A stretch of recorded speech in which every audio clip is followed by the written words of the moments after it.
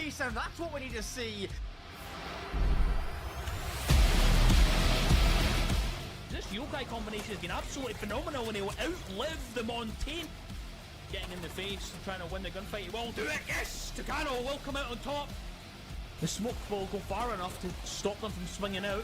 They're trying to stick the plant, they're trying to get close enough. The Shoxel is there and Salim all alone. He might have enough to get this job done.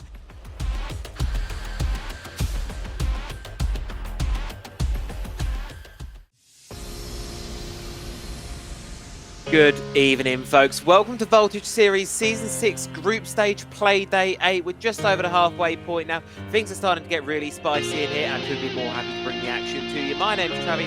I'm joined here by Drago, and we've got a great evening of Siege coming up, haven't we? Oh, you know it. We've got some great games. As you can see from above us, our first match of the day is Dire Bully versus Team VIP. But again, something that everyone should be expecting. Two really good teams. One that might seem a bit more inexperienced, but it's always a showstopper. And then the other one being our lamb with a skull on top that just has to be covered in muscles rippling and ready to destroy. So let's head over. Let's see the players. Let's see the teams. Let's see the maps. What are you ready for? What are you not ready for, Travi, today?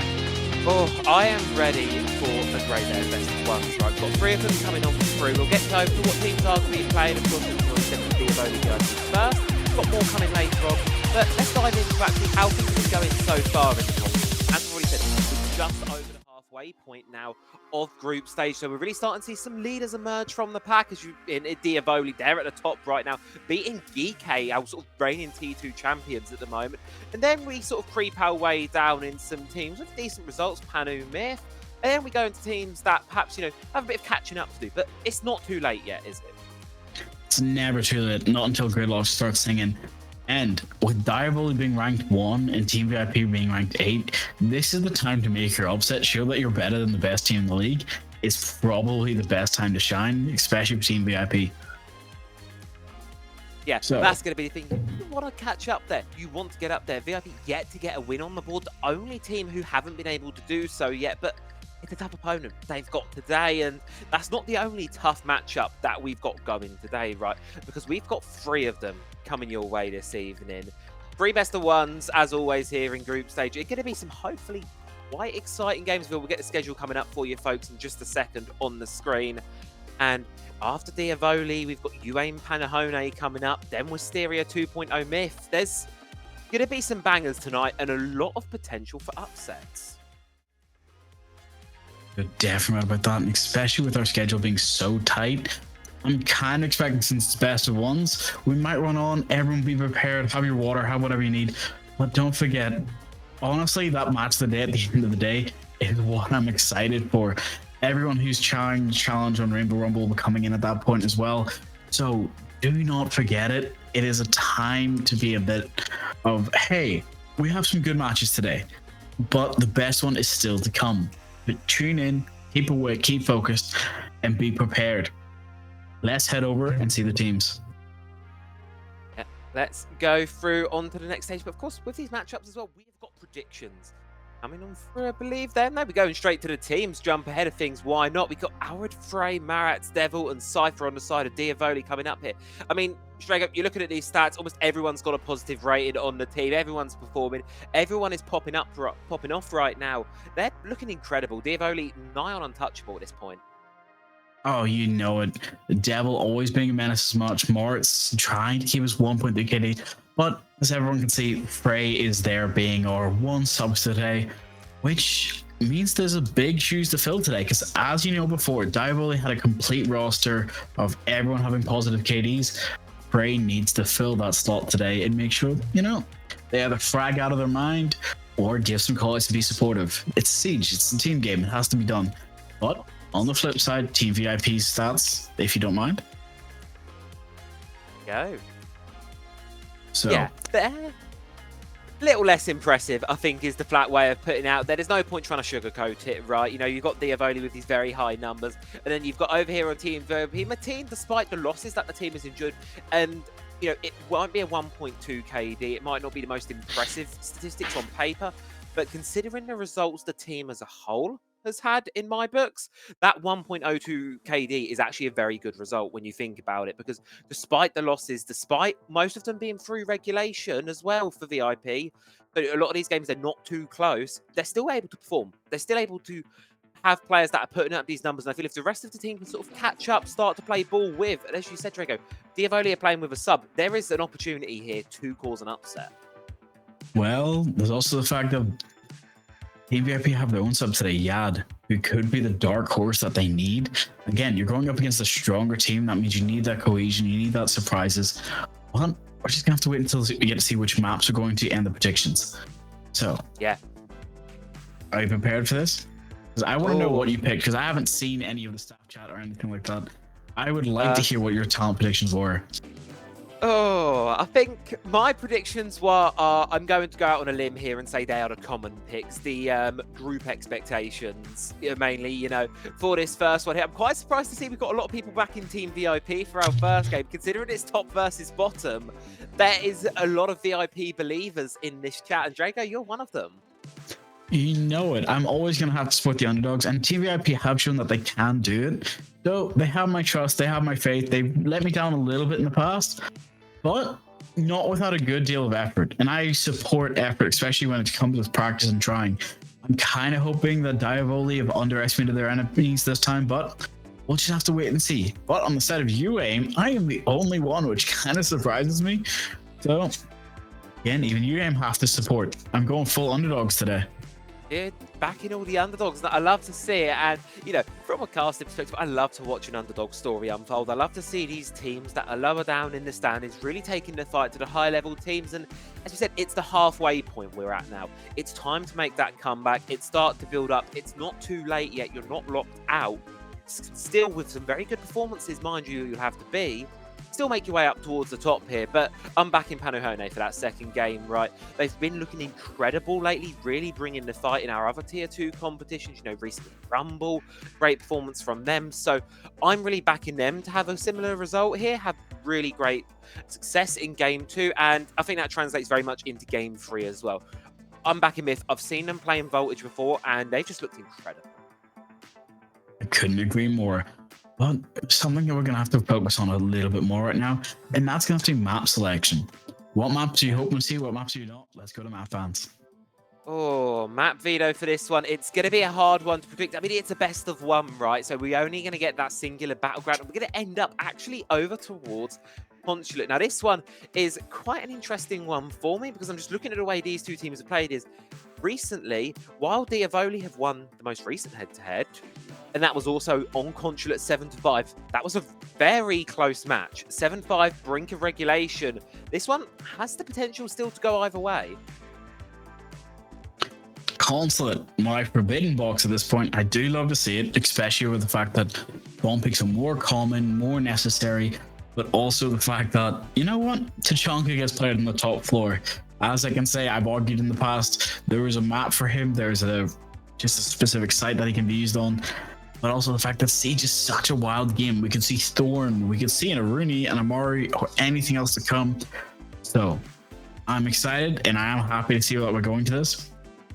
Let's come back to our lovely faces, and then I'm going to have to ask you a couple questions about today. Grill me. So I want to know, first off, since we're going to Consulate, what are you hoping to see most? And then what are you not hoping to see? And then, is there any players you're going to call man of the match today? I want to see some really good attacks here on Consulate. It's a very common thing with Consulate where it can be very defender-sided. As a match, it is entirely defender-sided. And I think this veto is actually, I'm kind of starting to lean away a little bit to VIP here, a bit through your performances, and a bit through the fact that VIP, they are starting to be the more comfortable side here. Diavoli, I've always known them as quite an aggressive team. They love to get involved in these gunfights. They play very headstrong, and I want to see that play style bringing through here. I don't want to see them timid. I don't want to see them slow. I want to see them keeping up that pace throughout all of this game, not just on their attacks. Well, do you want some good news or some bad news to help support your idea of you've got your Diavoli vote? I looked at the head-to-head stats before we started today. Voltage Season 6, that was just last month, we had a 7-5. But Before that, you had North Rumble, Rainbow Rumble, and that was a 0-2 to Team VIP. Before that as well, during season 5 of Voltage, all the way back in, I believe it was July, maybe June, it was a 2-1 to Team VIP. So as a history stat, it's 2-1 up to Team VIP. Interesting. And, you know, as you said, the matches, the 7-5 we had recently, still quite a close game. Like, that was not a one-sided affair. This one, I think we can go the overtime here. I honestly think we could actually be starting off today with quite a banger. Sure, on paper, I think it's match. Top place seeded team versus bottom team currently. It looks like it's going to be a 7-0 war. History tells us it's not going to be that, and I hope it really does deliver here today. Team VIP happens to really get themselves off to a good start here, but I think carry that momentum forward into the second half of the game, they've actually got a pretty good chance of dethroning the opponent here. Well, I'm happy you think that way because I'm hearing in my ear from production that 10 out of 10 players in the lobby, they're getting ready to argue, they're getting ready to fight, they're getting themselves warmed up. So we should be able to head in a second. I want everyone to quickly get some water. Any other things you want to say, Travi, before we head to loading in? Ooh, things to start off before this game. Let's have a think. Fortunate, let's just have some fun with it. You know what? It's best of one. Anything can happen in these best of ones. It's a bit of a brawl in the cage, if you like. I want to see some of Myra's tracks. I want to see some rough tracks. As I said, they're aggressive, they're fun. I can't wait to see what they've got cooking up for this one. I think it's going to be an absolute barn burner to start Harry. Great. Couldn't agree more. So we'll see you guys all in the match. Go get some water. Let's start this.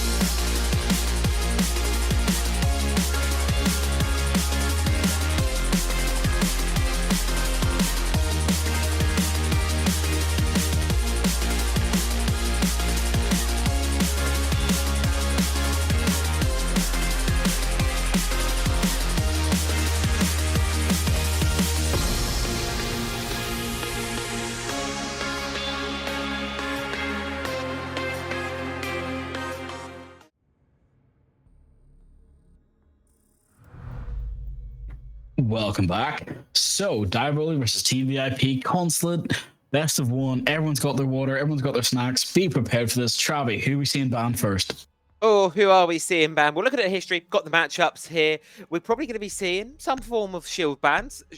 As I think Diavoli already have the predictions here. That the shield ban, we're getting one shield ban. Not the clash that they were thinking. It's actually going to be Dazami taken off by Diavoli. And then Montaigne from Team VIP here. Fairly standard. Nothing out of the ordinary. Montaigne can get an immense amount of space on this map. And Azami, I find, in how sort of frontline-y, especially that top floor, can emerge to be. Taking off that operator, moving the ability for the defense to set up those portable defensive positions. Great pick to make. Well, there's the clash ban they were expecting, with Grim also being taken off the table. That's something that I'm not too happy to see because I've been using Grim a lot more. He is actually quite strong, or at least he's getting stronger now that we're learning all these tactics and new bounce patterns. But we'll go back upstairs. Smoke, Fenrir, Goyo, Jaeger, Bandit. Those are your double MP7s, just absolutely going to be menaces today. So let's see what VIP can do with this. I'm expecting some sort of strategy on the mind of, hey, let's set up site, let's go for a spawn peak, or let's play the early aggression. But from VIP's playstyle, and especially that sick timer defender being on their side, it might be a good shout just to be like, hey, keep them out of sight for as long as you can, or be prepared for anything else by coming from below. This is kind of what I'm hoping to see. I think the slow game here is going to be the one from Team VIP looking at this lineup. This war of attrition. You've got the Goyo, the Smoke, the Fenrir, as you say. All things that indicate VIP want to slow the attack down and really counteract that aggressive playstyle of Diavoli right at the source of it. And you can see on the attacking lineup here, they've got a Blackbeard, they've got a Davis. They want to deal with this extension really, really early on, be knocking at the door of sight quite quickly into the round, and then start to deploy those Capital boats, those Sense ROU projectors, get into sight, get the control on, get the fuse down. I think that's how this one's going to unfold, and it's really whether the Diavoli can pick back the layers of this defense quickly enough or not. I'm gonna have to agree with you on that, but I'm also seeing the Ash with the G36C. I believe that's the correct gun. Yep, and not the R4C, and that kind of throws me a little bit. So I'm hoping there's some sort of answer to this. Ash charge right through yellow, maybe rush, but you're never gonna be able to know until they're already in the building. And how the Jaeger's on the first floor, and if he stays there undroned, he could be a massive destructive force just starting off. So here we go. We do have our first person into the building. It's gonna be the Blackbeard rushing through admin as much as he can, hopefully catching this bandit off guard. Pre-fires, but does not land the shot. Team gets it.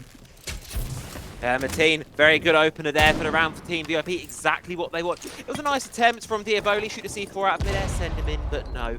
Not quite going to be, and now a bit of a road stop here. They need to work out how to dislodge these players. Flashbang has already been thrown, the wall has been opened, so they should be able to pressure these defenders on back. Whether they can catch anyone running away, not going to be the case as Jono takes down Frey elsewhere. So already VIP extending quite an early lead here and setting themselves up for success.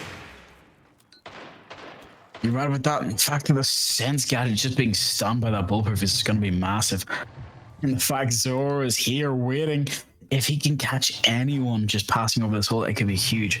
But right now, it's all going to come out to who can waste the most time. A minute left. They haven't even taken past offices yet. They're going to try. Arlden is here, but that's the problem if you don't destroy the gadget enough. But the flank coming out, he does not know where the bandit is. Smoke downs one, finishes it. And now it's just up to the Deimos. Devils is going to get shot in a cross angle. Not what he wants to see, but it's how it's going to go. Team VIP there, really great defense. Loved what I saw. You saw Diavoli there just walked on into a little bit of a trap there. Didn't feel like they ever established any point in that round, any form of control. It was VIP controlling the tempo, who can step where, and it resulted in a very quick round, a very one-sided one at that. Diavoli, as soon as they got to that checkers point, they'd already lost too many men. It was a little bit lost, and well, unfortunately for them, they're going to start things off with not the greatest of showings, but it's okay. It's only round number one. Regain, recompose yourself. You're now going into a basement defense here, but looking at what Team VIP are bringing, it's looking a little more aggressive. Oh, you're definitely with that. The one thing I like is that was Team's double kill for that match, and I'm not going to say that's the only one he's going to have because I'm expecting almost an ace. The practice that's come out and the fact that VIP have put themselves in the first lead is a really good sign. Diavoli, of course, it's just waking up, it's warming up, it's the jitters getting to them. So I'm not going to count them out. I'm just going to hope to say, one way or another, Habana on Martz is going to have to be a clutch factor because otherwise Devils on Maverick, he's going to have to focus on opening that entire wall. I understand Striker has too, but it might not be enough. There's one thing that's missing for me from this attacking lineup right now, and that's going to be any form of vertical game. There's a lot of potential here to do as Jono wants to go for a small peek, doesn't quite find anything off of it, but you need on this floor to really be applying pressure through on that vertical. Otherwise, you're just going to be having quite a one-dimensional attack, leaving it horizontal. It's a bit risky from Diavoli. They do have the blitz, they do have utility to support that kind of a play, but they need to deal with these roamers first because they're already pressured by them.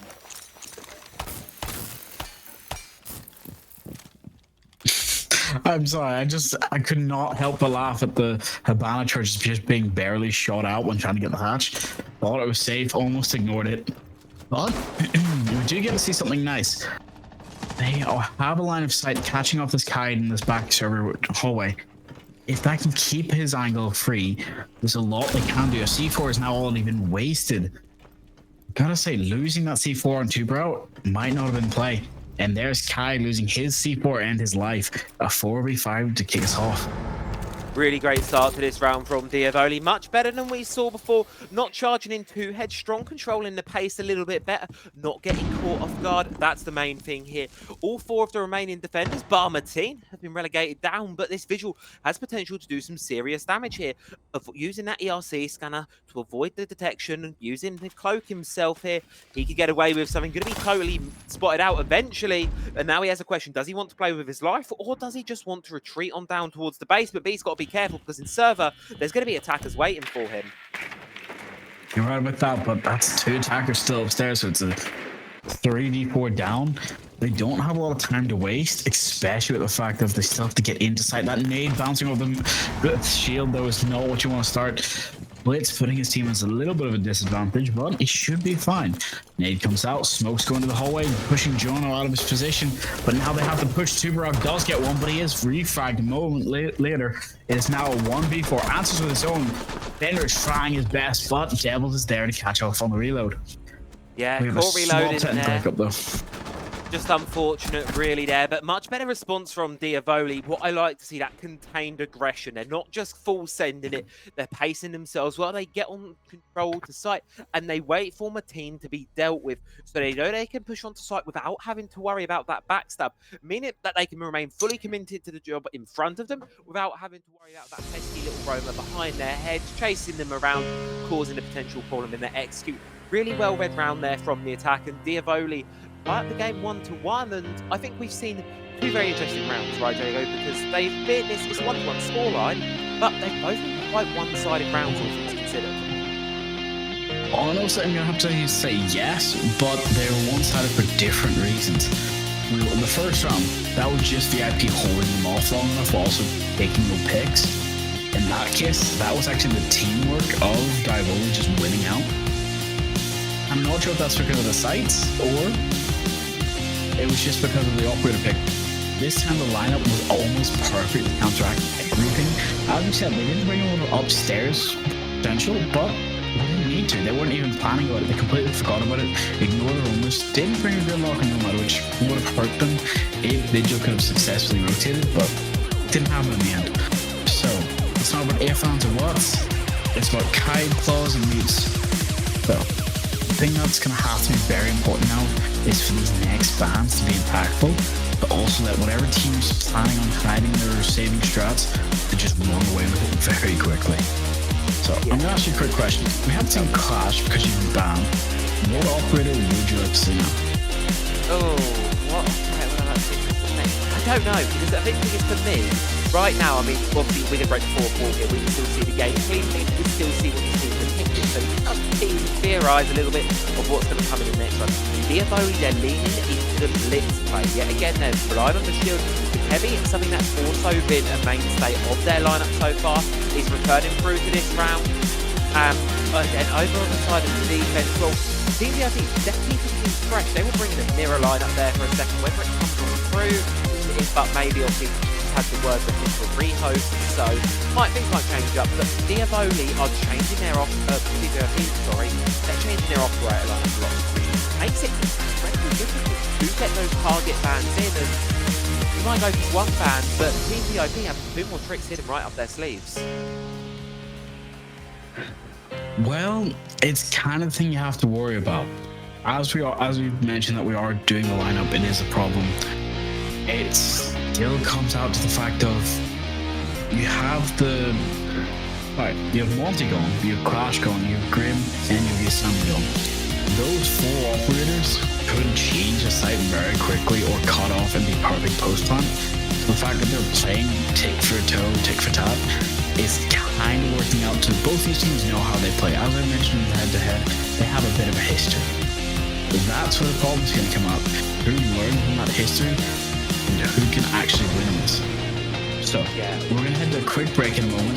Is there anything else to say before we head over? We're 1-1. We're already started on what could be the road to another really close 7-5 banger game here. Possibly some overtime. We don't know yet, but game started early. It's 1-1. Nice and tied up. Keeping it nice and close. But we're going to head to a very short break here, but as soon as we'll be back, we'll be right there with you, so don't go anywhere.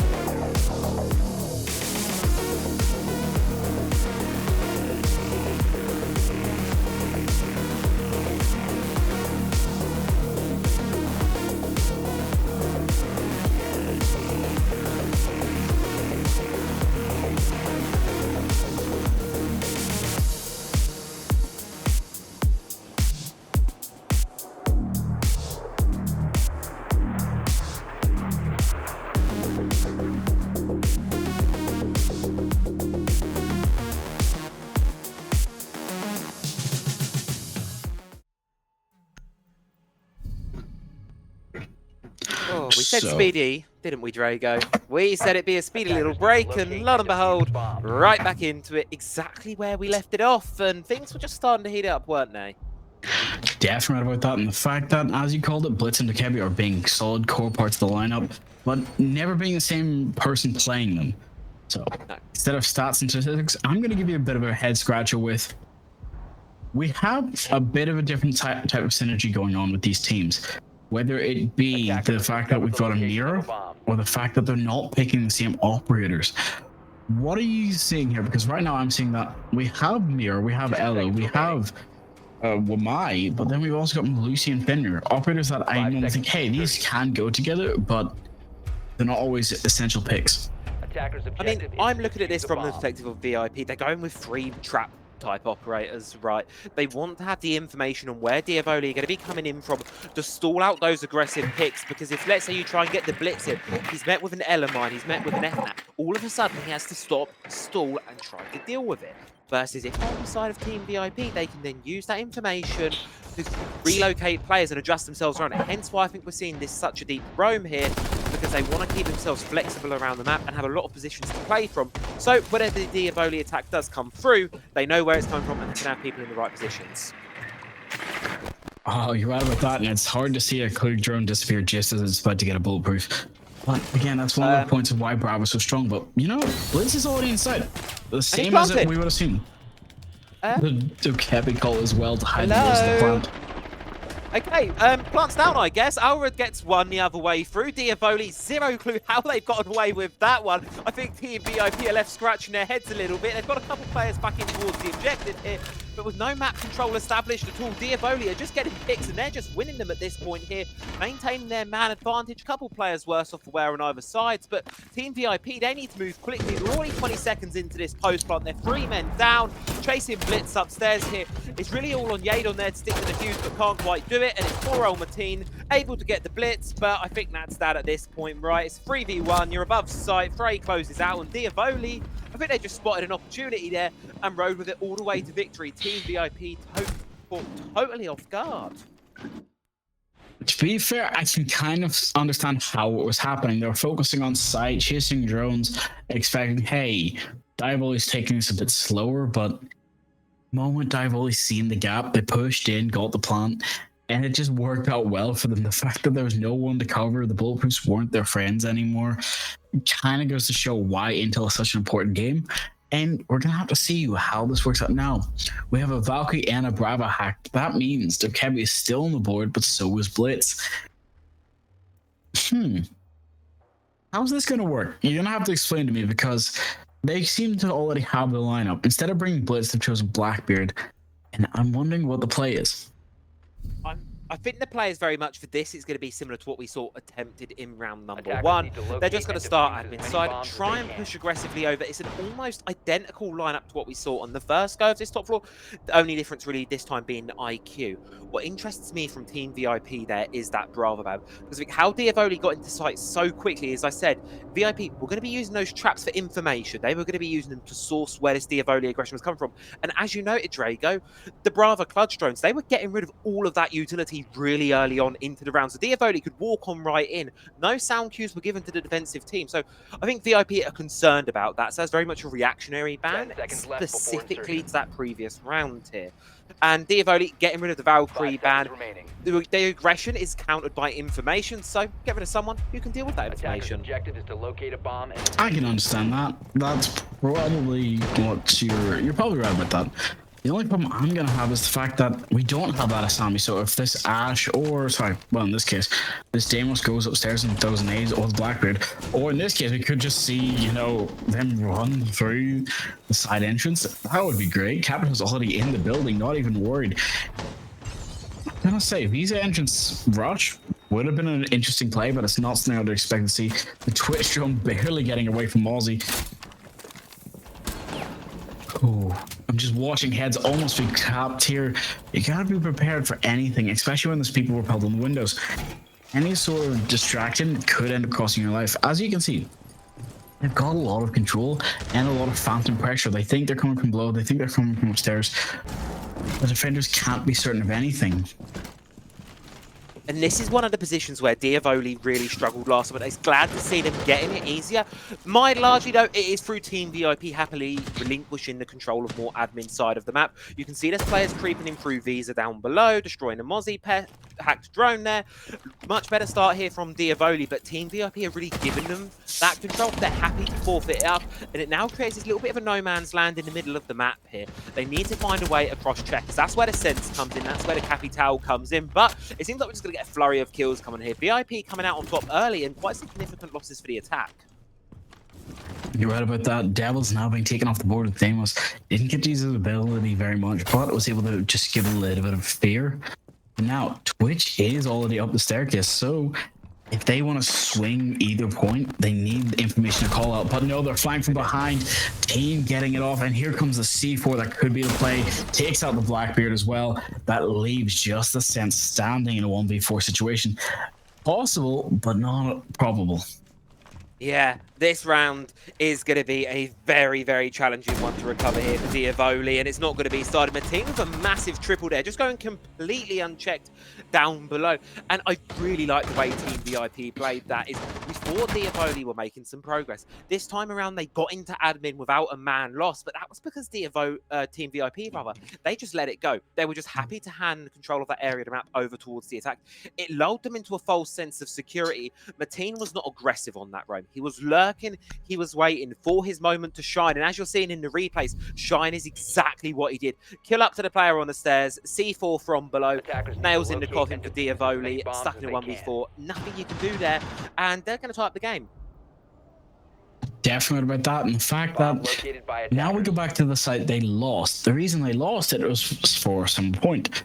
It was just the fact that nobody was able to catch them off guard. Nothing was able to come out from it. If somebody tried to flank, such as Vigil previously, but now we've got Solus being brought instead. This kind of gives a little bit more insight into, hey, don't let them bring anything.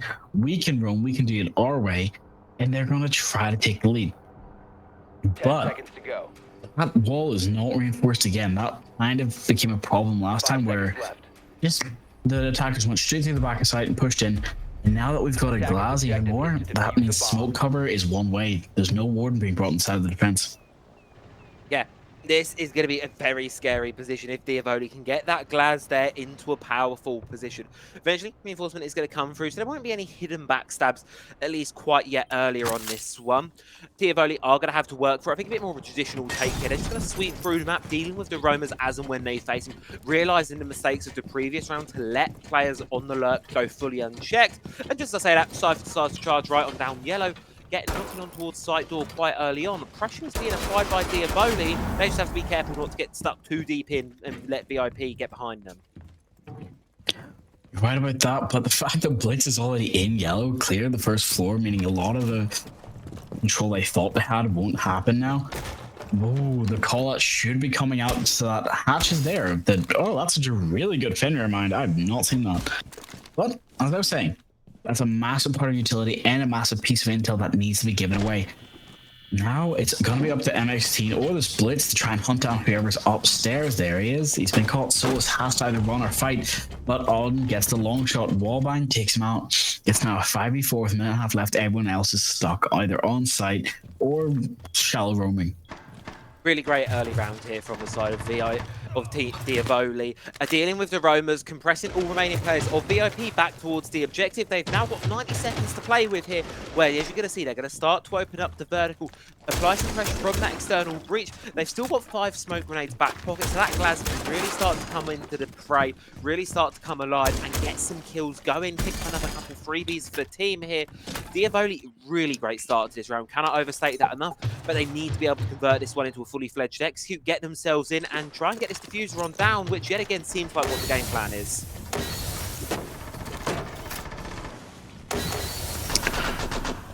Oh, the timing on that. The Glass is now having to cover them while he's going for the plant. They've had Blitz and Glass rush in. Devil's getting the first pick, taking out Zyro, but Frey answers with his own, taking out Bolton. Now it's just coming down to the wire, and the flank was shut down immediately. Glass takes out one through the wall, and I do believe he gets the second one as well, trying to cross the angle. Flawless round from Diavoli. I think it says it all in the way they executed that one there. They had an idea in mind. We could see it from the get-go. Clear out the top floors, work on the vertical, restrict where the defenders can move, and then just move in with the smokes, move in with the Glaz, with the Blitz. And now you know where they're going to be because they have to be in these positions because of the vertical. Shoot down on them from above, shoot them through the smoke, whatever it takes. VIP, they cannot move and they're stuck in those death boxes there. Diavoli, great setup, great execution. And they've gotten themselves a guaranteed even split here, which on the attacking side of Consulate is absolutely huge. You're definitely with that, and we get a beautiful POV from our observer, thank you. And that actually kind of goes to show that they've changed their setup this time. Last time they had both of B walls reinforced so they had protection from the window. Now they're deciding that's not the best option. Complete Turtle is not your friend in this case. It's time to fight. Having Bolton on mirror as well to keep showing that, hey, if somebody does try to push or smoke, you have a safe way of fighting that angle. They're learning from their mistakes, but again, it's not over till it's over. Diavoli have won now downstairs and the second floor. They know how to attack this and this defense. You can't let anything slide. We just have to hope we don't see another round like the previous time Piano was played, where Diavoli walk in 30 seconds to the round and start sticking the diffuser down. I don't think VIP are going to let them play quite away with it, a bit more cautious of the entryways to this building to not let Diavoli get so comfortable early on into the round. Right, they're going to be challenging them, they're going to be pressuring them, making sure the attack actually have to work for what they're giving away, and a bit more players playing a little closer towards the objective is going to help certainly for it as well. Either way though, very spread out right now for Team VIP, and Diavoli, they just might want to go for the execute. I already see Ulrid holding the Candelas in hand. The Blitz is lined up outside of the side window, and they just may want to full send this yet again. You might be right, and it looks like they're going to get Bolton. That's Mirror taking on the board, but I don't think they've called out or know about the yellow up above. But there's Zero getting one, Devil getting a second, making sure to have a cross back and forth. Frey getting a double kill for the round. Now leaving the fact that the yellow's still upstairs on the yellow stairs, but now downed and taken out as well. Arden getting the shots with the Ying shotgun. It's just Warden from above, but Warden cannot win the gunfight. Luckily for them, Frey has got the angle on the flank. Just to collapse, another explosion from Diavoli there in that round. They spotted the opening inside of the objective. They realised that no one from Team VIP, despite, you know, being near to the hatches, they were not in a position where they could comfortably drop down, not in a position where they could comfortably respond. Diavoli, you saw they droned it in, pinged the mirror, and made the comm. Hey, he's the only guy on site. We've got blitzes. We've got Candelas. We can just brute force this. It's exactly what they did. Caught all of the players of Team VIP panicking on the rotates. And now, well, we get the side swap. But it's Diavoli going onto a Con's defense with a 2-round lead. You'd be hard not to peg them as the favourites right now. Well, you're right about that, but a 4G split on Consulate isn't uncommon one way or the other. So for now, Clash and Blackbeard now been removed. We have an Asami and Glass being taken off the board as well. This is probably the rounds you need to see from VIP to show how strong their attack is. Because right now, they've only lost some defense because of the sites they've chosen. And the fact that they've been counted every time. It's not over till it's over. I could have seen a 3-3 split. But for now, we go to console office. Defenders, protect your bombs. Yeah, from being up to that defused by top attackers. floor. Looking at the lineup from Diavoli here, they want to play themselves a little bit closer, right? They want to have those mirror windows. They want to be burning down that time. I think it's going to be a very similar strategy overall to what we saw from VIP in the first half of the game, except this time around, we're really relying on that mirror, meaning that Team VIP are going to have to find some way to brute force through those power positions, get them cleared out. Right now, looking at that lineup here, they're very heavy focused on the execute. My concern is in doing so, they're lacking a bit of utility denial. They're lacking your twitch, something to 10 deal with it, seconds remaining. and that could be a problem. 5 seconds to go. I think there's going to be more than one problem here because, as we know, that 6 pick is Attackers are moving very out to intense locate a and bomb very, defuse it. very necessary. I'm going to come out and say it. They need to have something else prepared because if they don't, their angle's going to get cut off, their C4s are going to come out, Valkyrie's still on the board, and they've got triple C4 for whatever plant opportunities that VIP have. So, here comes the play. If you don't push it, how do you win it? And the best answer for that is play the drones. Don't push the windows. Make sure to play smart. Make sure that in this case, Ray might actually just go and ace the entire team. That would be great. The C4s, the nades, everything's pushing people around. I mean, Frey's 7-1 right now. Never say never, right? I mean, I'm looking at actually, as you say, that the KD's on the side of VIP. Is Mateen's the only one who's positive right now, and only 3 of the other players actually have kills on the board, and even then, it's only 1 apiece. It's not been great. Diavoli have really dominated the last couple of rounds here. They're going to be looking to start off that defense, and they are playing it with that aura of confidence here, fighting things at the very front of the battlefield here, not even letting VIP get into the building, fighting it with C4s, and all of that risk pays off. They get the opening pick. That's the sense on a massive loss to the attacking team when they want to start pushing across checkers and in towards side. Well, I did say it was going to be Frey to get the first kill, and I was right. Again, you got to remember the first 2 rounds have been removed for kills, so technically Frey could be on 10, but you'd have to do the math for that. Right now, it's a 4v5. They have to either drop the yellow, try and make their way in, but they are being pushed and kept out of sight. You got to remember, the second round, Diavoli was much faster taking the site. But Team VIP have got in safely. Oh, Maritz getting Bolton on his return back. Not what you want to see, and that's a huge time loss, as well as life loss in that case. For now, everyone's trying to get a pick and get as many long as possible. Your 2 big execute operators for the attack have gone really early on. Not what you want at all for Team VIP. They're left fighting with scraps. Mateen on a scrap of HP. They're trying to pressure on towards the mute, but they're just not giving anything away here. The defenders are incredibly comfortable right now. This attack is split, and it's just getting ripped wide open here. The fuse is cold outside. We're now in a 2v5 situation here. Mateen does get one back on towards Frey. It could be the start of something, but it's going to be needing to be the start of something absolutely nuclear. VIP have regrouped up. They're going to be pushing into this one from admin, going horizontal, but faced up with the mirror window, made vulnerable, knifing it. You get shut down, and it's now onto the shoulders of Zyro here. Does get Devils, making it a 3 versus 1, but 20 seconds left to go. The defense know exactly where you're going to be coming from. There's a C4 in back pocket still to play with for Diavoli, not to mention Vulcan Canis as well. No matter how many kills are fed the other direction, this one is almost certainly a Diavoli win and a great start to their defense half. That is tough to see, but it's kind of necessary. The wall bang ending it just because of smoke canister. You were stuck between a rock and a hard place. A 5-2 split. Again, there's 2 more rounds, and basement is still an option. That is probably what I'd count as the safest site, or at least easiest to hold as a defender. But, you know, it's not over. These are great teams. They know how to play each other, and I feel like VIP just need to wake up again. Lion, Habana now being brought inside of the attack, but on the side of the defense, you do have Kaid, Valkyrie, Melusi, Mira, and Fenrir. One way or another, it's not how you're going to start it. It's not how it's going to be ending. This is the problem I've seen now. They are able to push into sites. They're able to push into the building, but whether or not they can clear it or create the flank opportunity they need is very, very in detriment right now. It needs to be shown.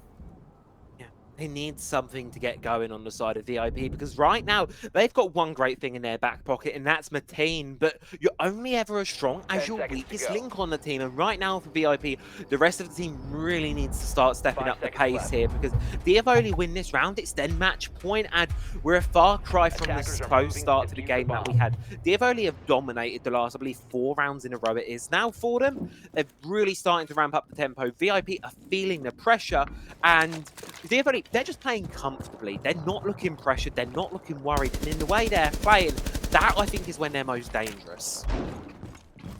I do believe you're right about that. I'm actually kind of hoping something can catch them off guard now. The drone barely being clipped by the shotgun. That's a lot of intel that has to be given away to the enemy team. It also works both ways. That was the Twitch drone just barely being spotted. Sorry, no, that was just... I believe that was Team's drone. Because he was on Garage Roof. I do believe that was his drone, just barely missing out. But for now, you gotta be prepared. If you want to try to push this in, there's a lot you have to do. There's quite a bit you've got to work through. It really is at the moment. And right now, it just concerns me. As you saw, Diavoli were taking peeks at the windows, fighting things really fast, really early on. And as a result of that, Team VIP, they're a bit scared to get in the building. They're a bit scared to get involved with things. They're just now starting to clear out the bottom floor as well as the top floor, start pushing in. But as you can see already, they're being met with resistance. They're being met with challenges. Diavoli not at all afraid to be contesting this one. And it's burning so much time. Yeah, I'm right about that. I just had a quick hiccup on my end, but looking at how they're playing this, a 5v4 split is kind of what you want, especially when you've closed up and taking off a hard breacher off the board. That's huge. Frey answering with their own as well, though. Getting out IQ, that's a lot of intel gathering just being removed from the board. There's still 3 operators who can take that upstairs floor, but they have to be prepared for first floor and top floor. Deimos being tracking, but he's tunnel visioned, not tracking any of the operators inside of sight. But it's just not going to be able to help them at all. That's it. And it's now a really risky situation right now for VIP. They're just fighting for scraps at this point. Do get Allred, one taken back down the other way, but a C4 from Maritz, a shot from Devils, and Diavoli. They're soaring through this matchup right now, Drago. There's no 2 ways about it. The Team VIP that we saw start this game are not the Team VIP we're seeing now. This is very much emerging to be that top team versus that bottom team. And Diavoli, they are more than happy to remain sitting atop their throne. It seems like they've woken up after their defensive half and they're prepared now. VIP need to wake up for their offensive half, and this is what's needed to come now. As you can see, we have the Valkyrie, we have the Solus, we have the Mute, we have Moritz on. As I like to say, Lucy. The only one that's surprising me here is Frey being on the mirror, just absolutely doing work. So I'm not going to say anything because both teams have a donut at the moment, but that's only because the scoreboard isn't correct at the moment. It could be different. But I'm hoping the Solus shotgun turns around their defense into just a pure flawless. Otherwise, I'm hoping Lion steps up to and just roars the game to life. I mean, this is the thing. This is the tertiary bomb site. This is VIP's best opportunity to really start to mount a comeback. The thing is, it's gotten to this point where we're now at a 6-2 standing. You cannot afford mistakes if you're Team VIP. You have to be perfect in this round, and every round after it to force this to an overtime and really start to challenge against Diavoli. It's a hard road. There are no 2 ways around it, but Diavoli, we've seen this site be a real struggle for the defenders' side so far on VIP's half. So for Team VIP's set their own sake, you can only hope that translates here in towards round number 9.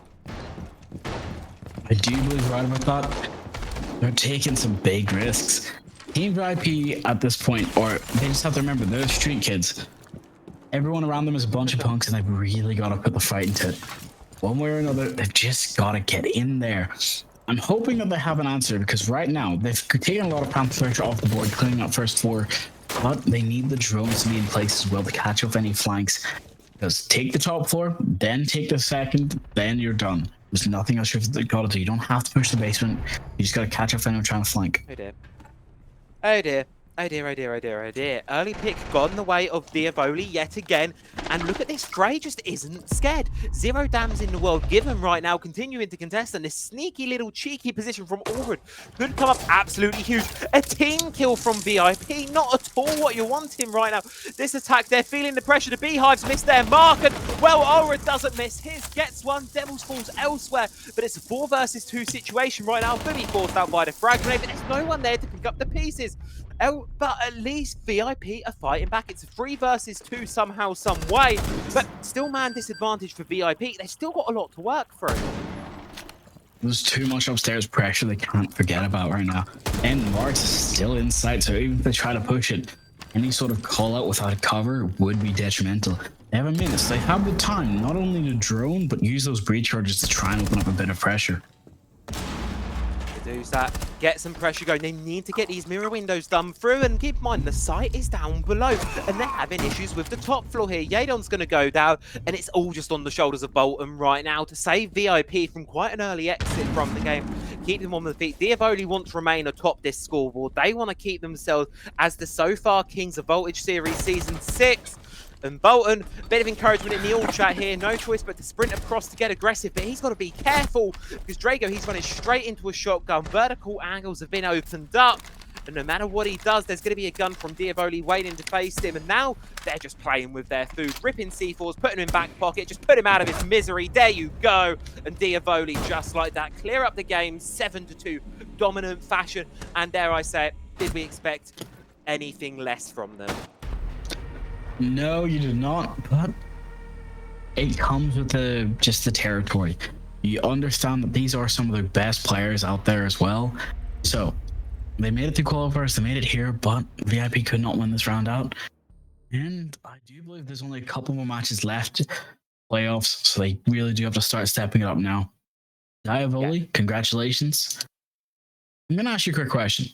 As you can see from the highlights, as you can see from how it's playing out, is there anything interesting or that we didn't get to see? Because I know I didn't get to see the Chanka play, which makes me sad. But I got to see her plant rush, and I'd say that's quite interesting myself to use. Yeah, I think a lot of this game was Diavoli opportunity spotting, and I think earlier on, start of the matchup, we saw this position where both these teams were trading rounds sort of back and forth from one another.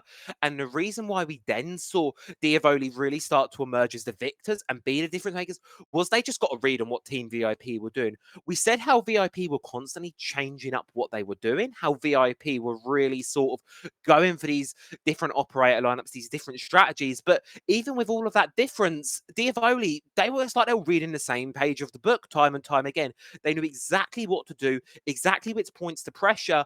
And Team VIP, with only a couple of players on the team really standing up, there just wasn't a lot I feel they could do here. Diavoli just showing their class, showing their caliber, and as you said, Drago, a phenomenal performance from them. There's no other way to put it. That was a really good match. Yes, the stats don't do it justice, but there's always those sort of moments in Siege. You got to remember, there is a new operator who can be played, but nobody wants to bring it just yet. Everyone's still saving strats for qualifiers or any other way they can. And it's all going to come down to who can make it up, who can live it up. And at this point, I'm excited for our next couple matches coming this day. Is there anything that you'd like to say? I think I want to hope these next few games are closer, right? Because the way I'm seeing this at the moment is, we started off with a one-sided game. On paper, it looked like a one-sided game, as much as the history suggested otherwise. I think Diavoli have really done their homework, and maybe I would make the argument that going back to a map that you've already lost to Diavoli, that they could do a bit of VOD review on, especially in recent history in the same T2 tournament, might not have been the best play to make there. It was a bit of a gamble. Diavoli are very strong on Consulate as a roster, and they just did a phenomenal job doing what they do best here. For Team VIP, there is still time to make a comeback, but I'm looking at the opponents they've got ahead going up in the future for them. They've got Panohone, they've got Geeke to play next. They have got some of the strongest opponents to play. Things are only going to get harder for them, and there's a little bit of concern creeping in, but luckily, for now, that is all it's going to be onto this game. Drago, anything else you want to add before we throw it to a break and start getting our next game set up? The only thing that I have to say is I look forward to the head-to-head for the next match, because it actually kind of goes hard, and I'm kind of expecting a lot from this team. Again, as I've said, I'm excited for you, Aim. I'm excited for Wisteria is the correct name now. So let's head over there. Let's head to a break. Everyone go get your water, food, whatever else has to do. We'll see you in a sec. A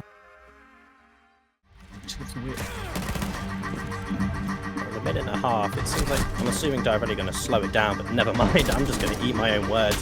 They know where Hungary is last, so they'll be able to take this site so much easier. Cypher most likely should be clearly their star time. Alva trying to make his way downstairs, just almost gets cut off by the player on 90 windows. It'll be swings either side as a swing from 90 comes his way from Rex, and it will be stopped entirely as it's looking to be a flawless. Fine, you can just wait. Well, there we go. Sarka's finally been droned out. No more hiding, no more being safe.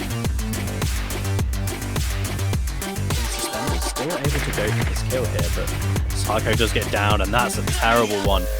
The side of John Tech. Flashbangs in pocket. Can they make it Flash City to get UA into the site and overwhelm Groupstage on this gym site? This is going to be able to find women, but it depends on how long they're going to be able to stick out, because Raxos coming in for the saving play, and the numbers of all thanks to the UMP-45 striking for a second. Doing a little bit of damage, but not really much to travel and move faster. Yeah, and able to get that map trick off as the Ram going down so early. The Dynamite is impenetrable right now, as Ricari able to Players all over him on this vertical control. Physicality not quite functioning very well now. Here again, you can see just all these default scans not even being shot. What a shot! Verticality, all we gotta do is now find that defender, so all of those F-Knots are going to be in the same position, not to be able to get juggled around at all. As the jump out going to come through, a Shadow able to take down Eli, and that's just curious plays from GK. They played it perfectly. They just need to kind of delay as much as 10 Rex and start us off quite quickly, as Rogue will be taking that control on the pillar.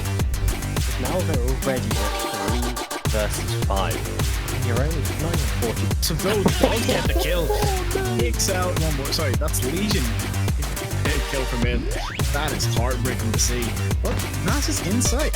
As long as he can catch one of these two players off coming back to sight, he could have walked straight in, but Dynamite was above. It's now all. I think they're so disciplined. Sure, Juhar's going to be going down there from the vertical below, but look, here's the catch up from Ben. Belief takes down Elias out, and sure, Juhar might be down, should be able to be recovered. I'm more worried about Nixon, who's currently in a world of pain in the objective, going to fall alongside Tridley, and it's all up to Dynamite now in a 1 versus. Go into the back of a site here. If not, might be able to get a pick on one or two of these players in sight and then just go for the plant maybe. But for now, Blitz is rushing up, goes for the Goro, takes him out early. That's Cole off the board. I don't know where the Asami is, I don't think. So, Actually, not going to be finding any damage, although Ryujin with a fantastic way of trying to challenge the only bridge they really necessarily have to. A bit of damage, yes it is, and Nixon are going to be actually able to find the final blow on. Obviously a slap on the wrist with the HP they've... That clock is the defender's best friend right now, as they're going to have to send it into back armor. No choice but to go now, no choice. The longer you dwell, the longer you pay. Well, you don't know about the one inside of the corner. Short does trade it back, but Kuba's right there to continue to trade in game. And to be the Ash down and out. DK looking extremely strong in this round. Minute 10 left on the clock. But Mateen finds Rex soon. That's going to be the Azami off the board, but no tackle with another beautiful shotgun shot. The MH7 coming out and ringing. Yourself down onto the attack to prevent them from taking the site control that we saw GK do so well last time around. As GK, they're bringing some wacky stuff of their own. As Eli, he's going to find the opening this time around, shutting down that sense, which will be so... HP, but 40 seconds man advantage. Valorate, they can start to look at side. But this time around, the crucial thing is we still have the Capital on the board. But once again, the Goya is going to be clutch as Dano finds one for himself. As a 3v2, can Team Valor force the issue to claim this match? And we get to see these dreams come out into full effect. Hopefully be able to ping him while he's hiding tight in that corner. Because one way or another, they don't really have a lot of options. They have to push through. The timer's not on their favor. Dream does not get pinged. So, there's a double kill for Netflix. Hunters. And now both attacks very low. And Noel getting through, getting that diffuser down, and it looks like it's going to go through. The kill not quite going through, but no, it's all going to be left up to this fucking ace required on the round as one down comes through. The minute 35, they can slow this down and take as much time as they need, as Smith just barely gets away. The skin of his teeth, as it's all just going to start folding in from Diavoli. So we head into the last minute 20 centimeters away, but finally, I'll get one, and so will Devil. Gotta be prepared. Nobody can push in yet. Everything utility-wise has been burned, but with no execution. Those Goyo counters keeping people away. Miro ducking behind the desk to try and meet any expectation, getting the first pick, but runs away, does catch the nade, but also gets caught in the back. They're going to be blocked out by the mutes. And look at Diaboli, they're just waiting for it to happen. The main team's going to be able to pick up the first one going into the execution, although quickly followed up. A lot of damage onto James, leaving him a bullet away. Just from certain death, the pistol claims it's Mark. Last one with later, main team fighting back against the above, and that's why Glad's working so hard to take this space. He's ready for that C4. As soon as that castle barricade falls, he will make it his. As the Glass walks inside, unfortunately didn't see the bandit laying down because of the... Out jumping into cargo, they're looking to hunt some of these operators down, especially the one with smokes are going to be there. Ally with a kill onto YMK, quickly exchange and finish with a double down. Neos goes down as well, but the pistol is going to be defending some of these players as Ryujin are starting to slowly creep and crunch. Try and take down a lot of the utility. This Rooney definitely could play spoilers here with a lot of potential to disrupt what Team VIP wants to do. And Merlin already on the board in this round, but only one gets shut. Versus 4. No, it could be worse. It could be worse. Put it that way. You see Tridley just taking an absolute beating from Jono, jumping straight from top Solarium stairs, and just absolutely, it's got to go against a Blackbeard as well as the vertical, as well as the player on top of the breach. Putting 2 different angles, tries to take a pot shot at the Blackbeard with that shield being up, not being able to see enough, but Nifsu's able to finish off the round, and that'll be GG's all around. Picking up his teammate on this third floor, Akari's just being hunted by everybody here as the W bait not quite working out. And Smoke throwing a bait, the last round in the mag. Ulrid finds one for his troubles, and that could be all of your plans now, picking up very early. Really clear enough. I mean, with a minute ticking down, they've still got this Tachanka alive, which could save them for an amount of time, but I mean, in a 5 versus 3, it's not really a situation you want. As a lovely one-tap from Nifsu will take the head out of Hoxie. The plan will start to go down. No. And you need to get rid of it, so they do in the moment given. And Shadow taking a lot of damage from the fire, but mostly even Lamb able to finish the job. Over 3 here, Panahune are going to be keeping up the tempo. A down finish. Lex gets it 3v3 now. The EQ of the man count is here, but not for much longer. Siri has been is the danger now. 30 seconds left into this game, but slowly but steady you need to go in as the plan's happening on side. Vision has been denied. The kill has happened as well. Back down to the advantage from the side of Region, but the kills have been going now for the side of Region. 60 seconds here. Raven hops down, does find one on towards Coles here, and it seems like Valorant, they might just want to brute force their way in towards this one. They've even dust out. Now here comes Bush Competence. No, they can't get silly. Here comes the C4. Finds a massive pick there.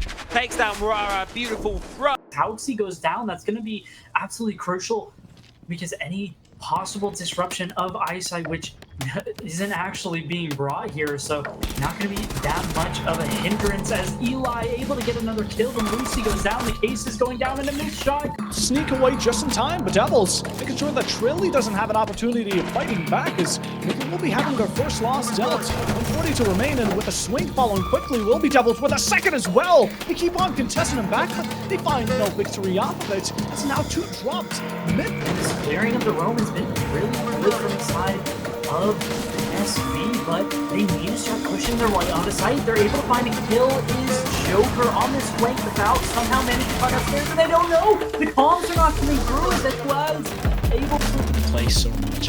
Right now, they can't just run and go diffuser. They know the defenders are watching it from the line of sight. It's really dangerous now. It's 4v5, 1 minute left, and Rexo gets a second one as well. That's Ash off the board. Rexon being proven to be absolutely detrimental. Pozo, a very impressive one that is. The vertical isn't gone just yet. They do have that round angle, so they do know that the vertical is here, and the head gets taken clean off, but YMK is able to take one as well, as it's an equal trade from both parties. I think they're going to try and cut off many of the rotates, but the roam is actually going to be proving more successful than anything, since Hoxie's in a little bit of a tricky situation himself and absolutely pummeled by this Goyo as Dave is able to take 2 for the round. And I don't think they're able to pull out much of it, as it's now down. Just get rid of everything. And it's gonna work out in their favor. Just got a rush straight coming through. Zyron's up to pick up 1, so is Bolton. Bolton's going to get 2 for the round. Like I told you, this is Bolton's up. 2 for 50 seconds remaining. Time might go against them. You can still see that player above. That's what might be the driving factor. There you go. A team cave. Not sure what's going on there. Pozo takes out Null. Not sure if he's going to be able to come out. He's able to spot out 1. He's going to spot out the player, which he will with 2 seconds remaining. 2 versus... I can understand that. One way or another, they have to be able to rush, because Jacuzzi wall's now open. Only the mirror behind that mirror just waiting to get on line of sight. T4 rings out and actually ends up getting it killed. But she's now stuck there. Thermite answers with his own, pushes him confused before he tries to go for anything. Just not let the Lion jump in. The Gone 6 can come through, but no, the angle held by Nixon. They didn't know he was laying down. They knew he was there, but they didn't know exactly what elevation to pre-aim out. 3 drones. Taking out not only the Frost, but also Jaeger. And there's another one. 2 more of the UN players taken off the board, but Kayed actually can answer with his own, taking out Devils. And oh, for now, the diffuser is going down. C4 in hand, rips out, detonates, gets the... Almost Rexon taking a little bit of damage, but never mind. I thought he would have maybe died to that nade. But as your favourite Chanka, being utilised very nicely. A quick swing from Skipper. He's able to...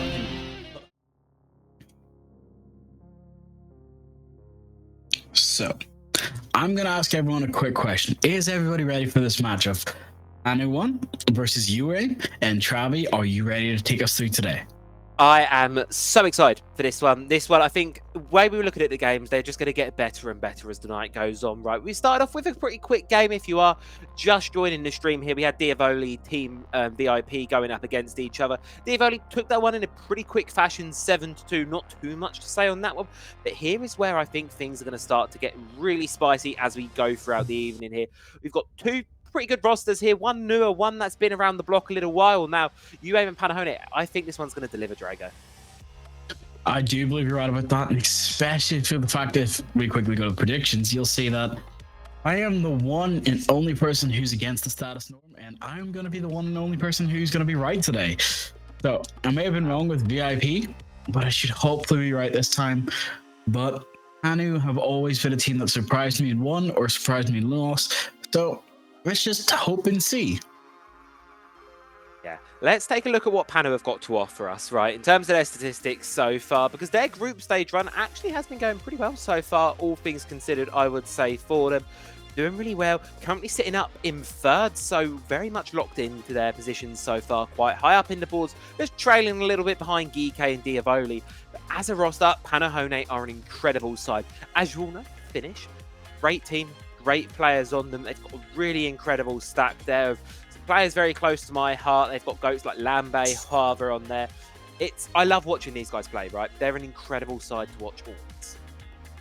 You're right about that. Now, let's show the actual stats of who's playing today, just in case there's any surprise subs or anything that we might not know of yet.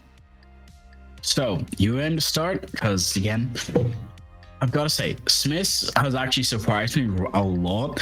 Yes, he's a tier 3 player, but he's getting really close to just rising the ranks, skipping tier 2, go straight to tier 1, and being dominating. But we still have Shadow, we still have Siri, we still have Kefa, who is our sub today. So Kefa has to, fill the boots of the regular play that's missing today. As I always say, that's a large shoe to fill. And Nalar, who we got a little bit of an upset last time when he was here. So I'm hoping to see more upsets. I'm hoping to see more devastation come from their wake. Let's see your side. Yeah, let's take a look and see what Panahone have got to offer us now on the board. See, Nifu really having a great stage so far here. 69 to 37 overall. Great performance there. Rest of the team doing their bits as well. And it's nice to see, because normally when you look at Panu, you think of players like Lambe stepping up to the metal, really driving that team forward. It's nice to see someone else really doing the work here. It's nice to show that all 5 of these players on these teams can be competing can be showing what they've got to offer us here, and it's just a great side to watch as well. UAIM obviously, you know, they are the lower placed seeded in the standings so far, so there's a little bit of catching up to do here. Panu, I think they're the favourites. It's probably the reason why, Drago, you're the only one backing UAIM today, but you know what, I think if you could put a coin flip on this one, maybe we're not quite sitting on a coin flip position, but there is potential here for UAIM, and I think a lot of that is going to depend on the map that we're going to be going to. So why don't we take a look at the veto and see exactly where all of this action is going to be unfolding. Oh, we get Border. You're going to have to correct me if I'm wrong. This is the first time we've had Border in this series, right? Yep, first and only time we have seen Border throughout group stage. No one wants to play it until here and now. And Drago, what makes this map so special? Well, Border being one of the original maps that was added back in year 1, season 1, year 2, season 2, it was added a long time ago, but it's been reworked quite a few times. Most recently, getting those red pipes, getting those beepers be added to the map that we love so much. But it's also known for having a little bit more adaptability and a little bit change to form, whether it be through rush strats, whether it be through breaching walls, or just going for planting smokes. I still remember my Lion Monty setup, and it still works to this day. So we're in for a great match and hopefully a great map. Yeah, and the end of this map veto here really interests me, right? You've got Clubhouse, which if you ask me is almost a map almost leaning towards the opposite kind of side of the pool, where Clubhouse is quite a default map. It's very much a way to play Clubhouse. With Border, there's a lot of options for it just because of the sheer nature of aggression, how fast teams can play on it. It's one of these maps that's always really interesting to watch, and it surprises me that we haven't really seen any teams want to pick into it so far, but I think with the frag heavy nature of the map, you know, how fast it can move, especially in a best of one, it's a gamble to take it to right here. UAIM obviously decided not to pick it through.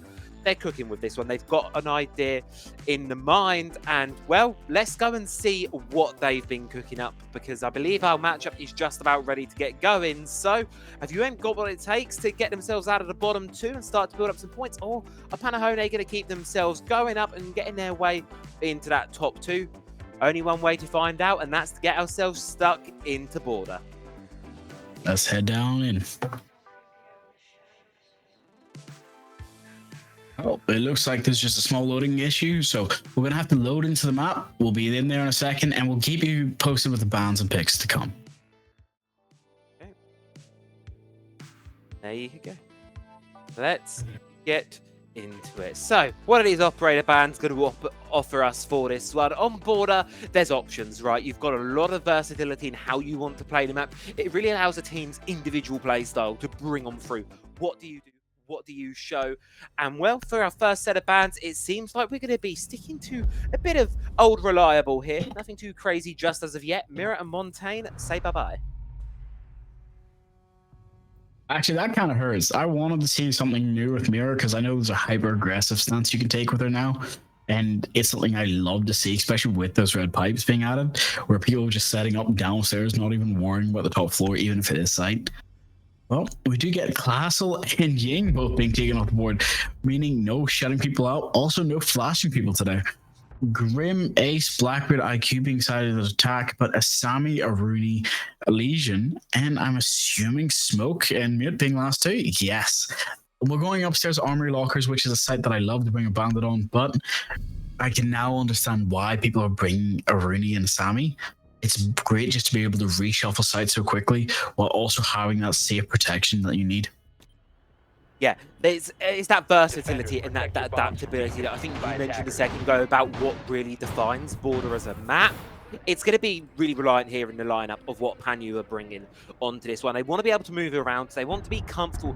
They want to just stall the attack, because just as quickly as you can rotate around the map as a defender, it also means the attackers can get there in the exact same amount of time, catch you off on a sprint, catch you with your guard down, and that's a free pick you do not want to be given away. Looking at what UAIM are bringing here, it's screaming they want to go a little bit fast. They want to go a little bit aggressive.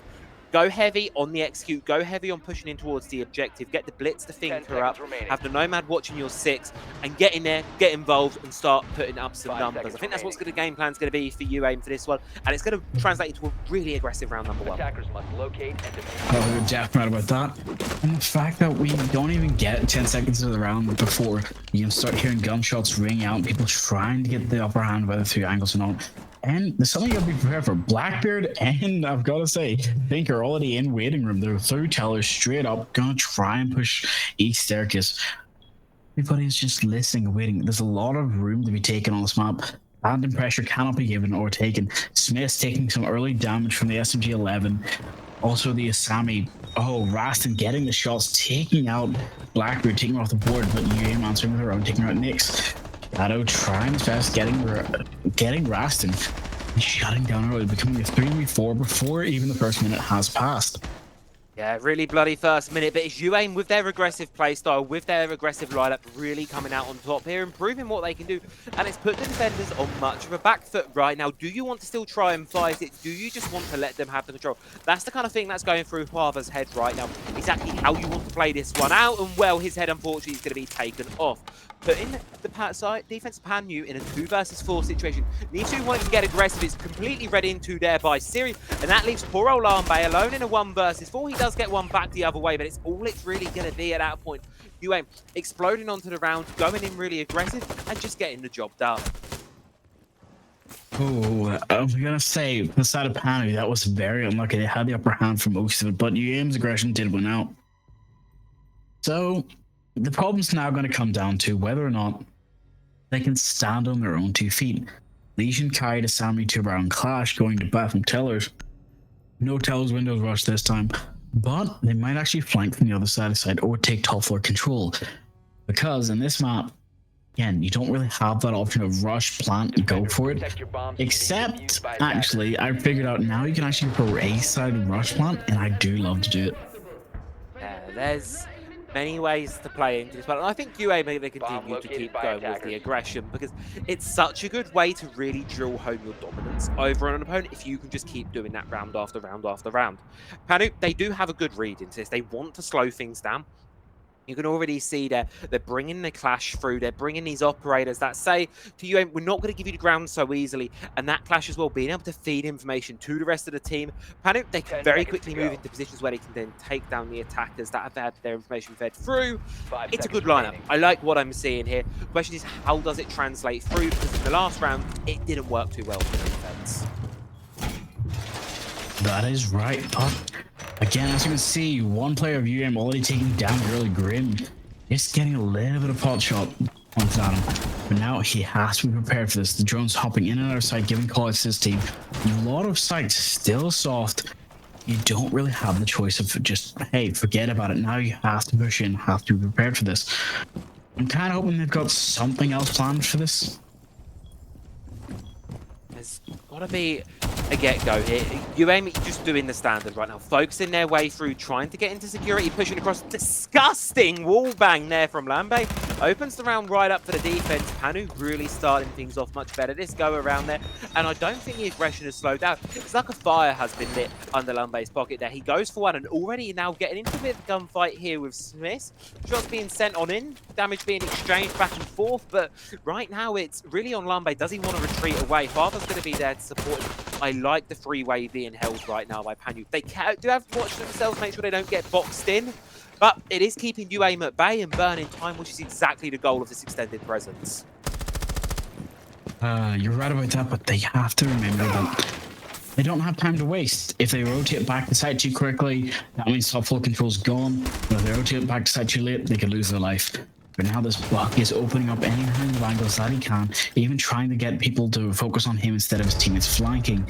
This is the kind of squish push you have to do if you want to try to take Fountain. But the fact that the Asami barricade is still here protecting her right now, and the Buck is still trying to break it but can't get away with it easily without putting himself in danger. Clash coming up the east stairs for a flank might actually be the way they need to help take out.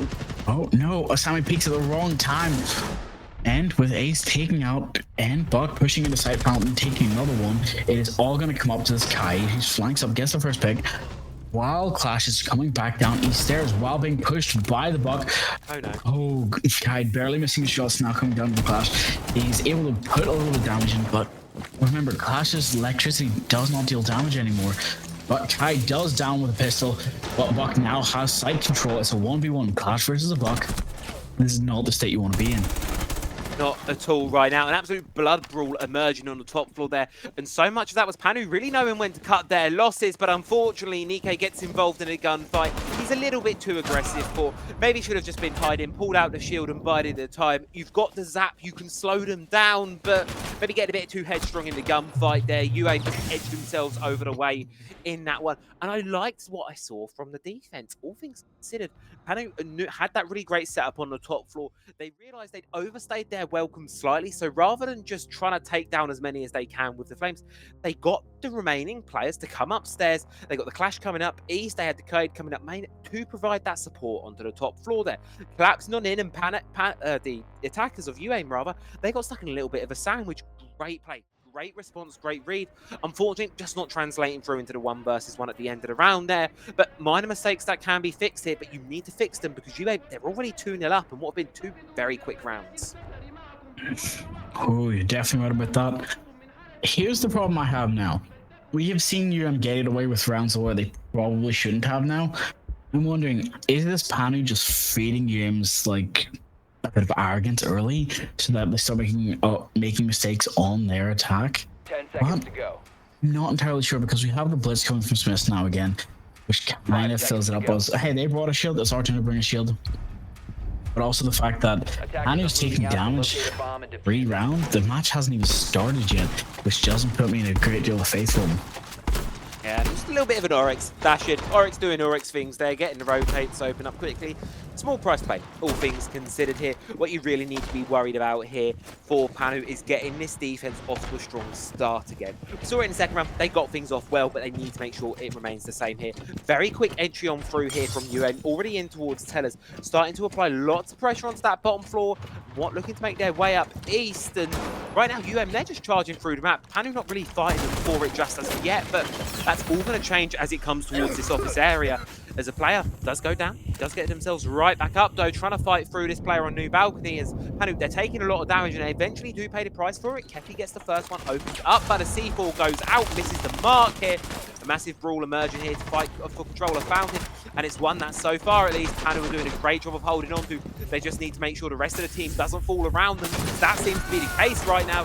Despite being battered a bit worse off for wear, they've established a strong man count here, and it gets even better, leaving it all up to Nifsu now in a 1 versus 4 with a shield charging on through. Players have control of sight, diffusers going down. You're the Solis, you can read into that if you choose, but you just have to be careful not to get shot in the back while your scanner's out. Players of UM all around the map right now, but need to try and establish some stability here. Losing the Deimos just when he's about the track as well is heartbreaking, but it happens, and that's why Siege is such an influential game. Looking at the timing of it, you can't just forget about your back. Even in that case, you see it. I think it comes down these stairs and gets the flank as well.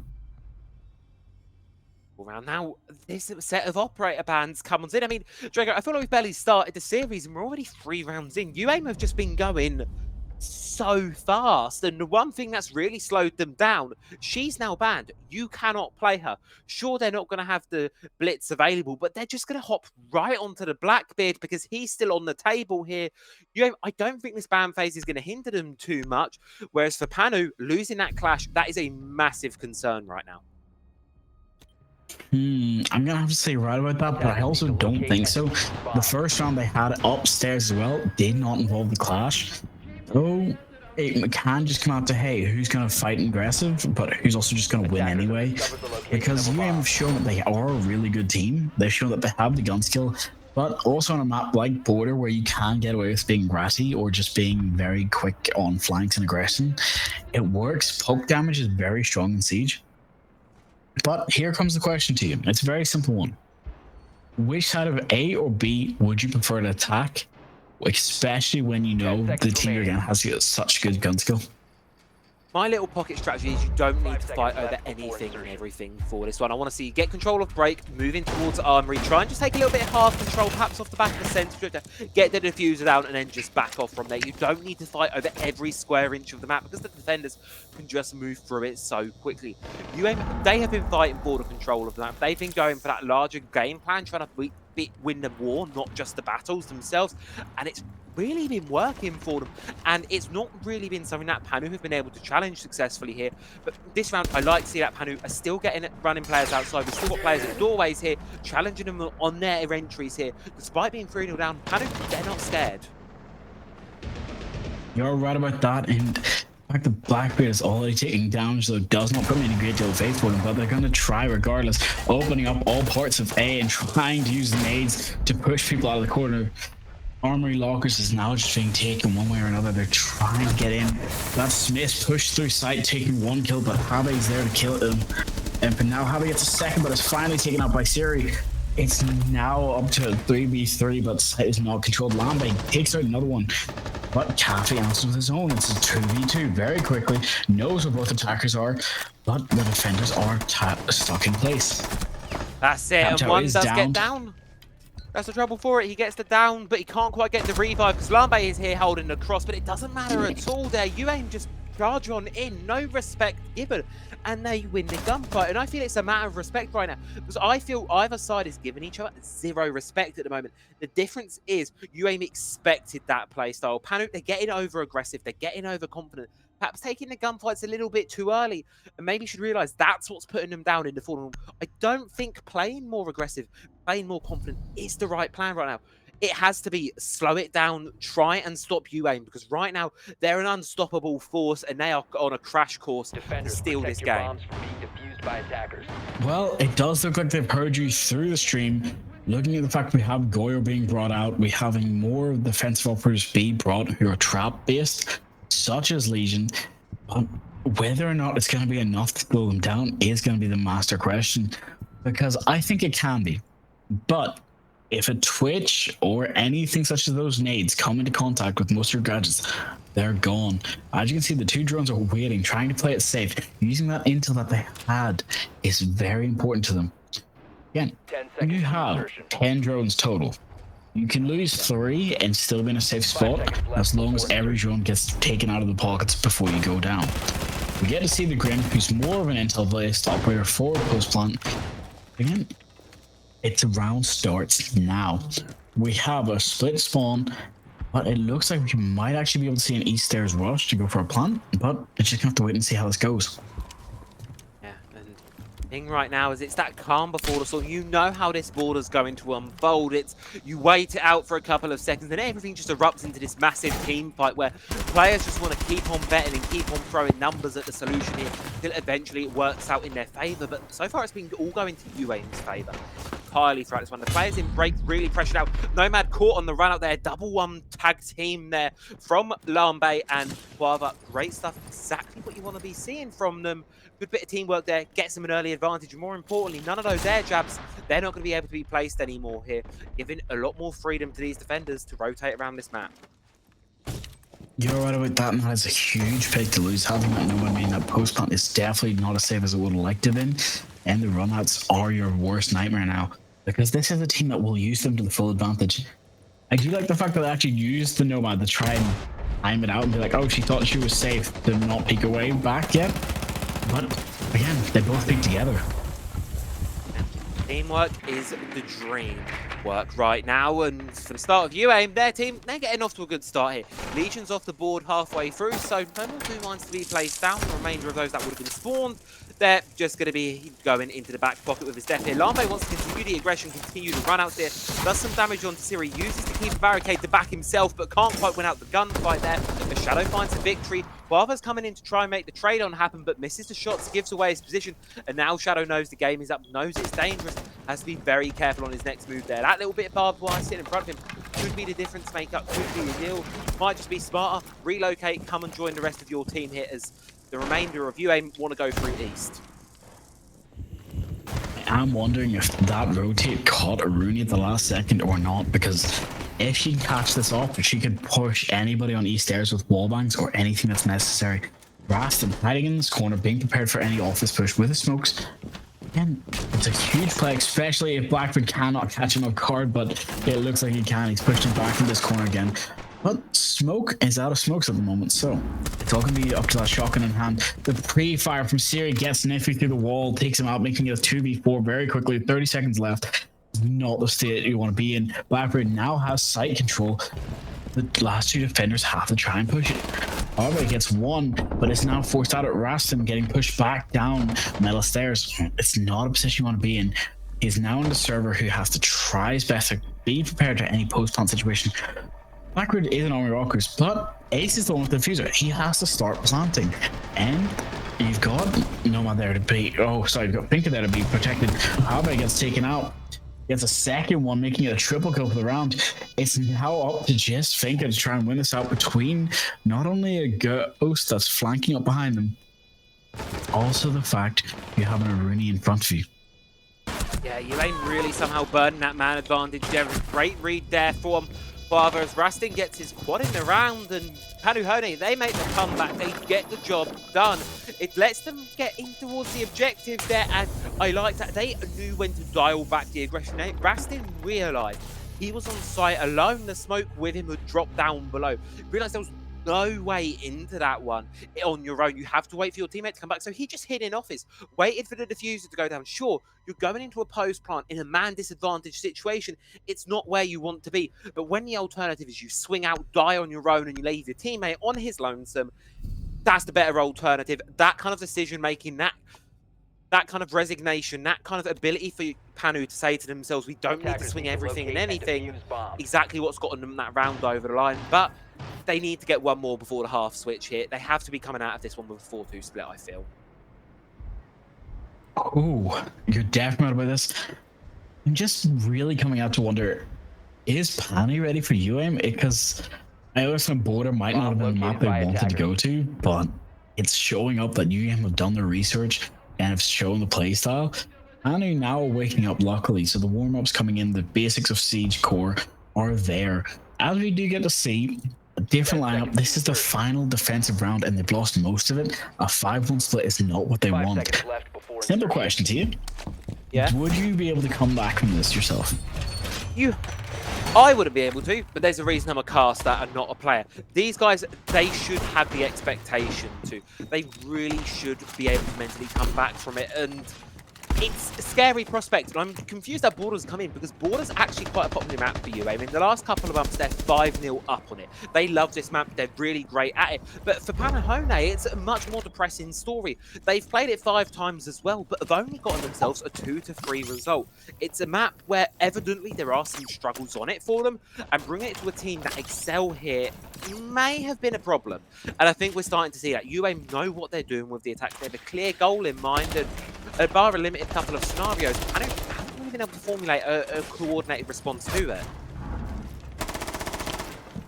Oh wow, the fact that Nikki's, it's just kind of going hard of 4-5 very early in the round.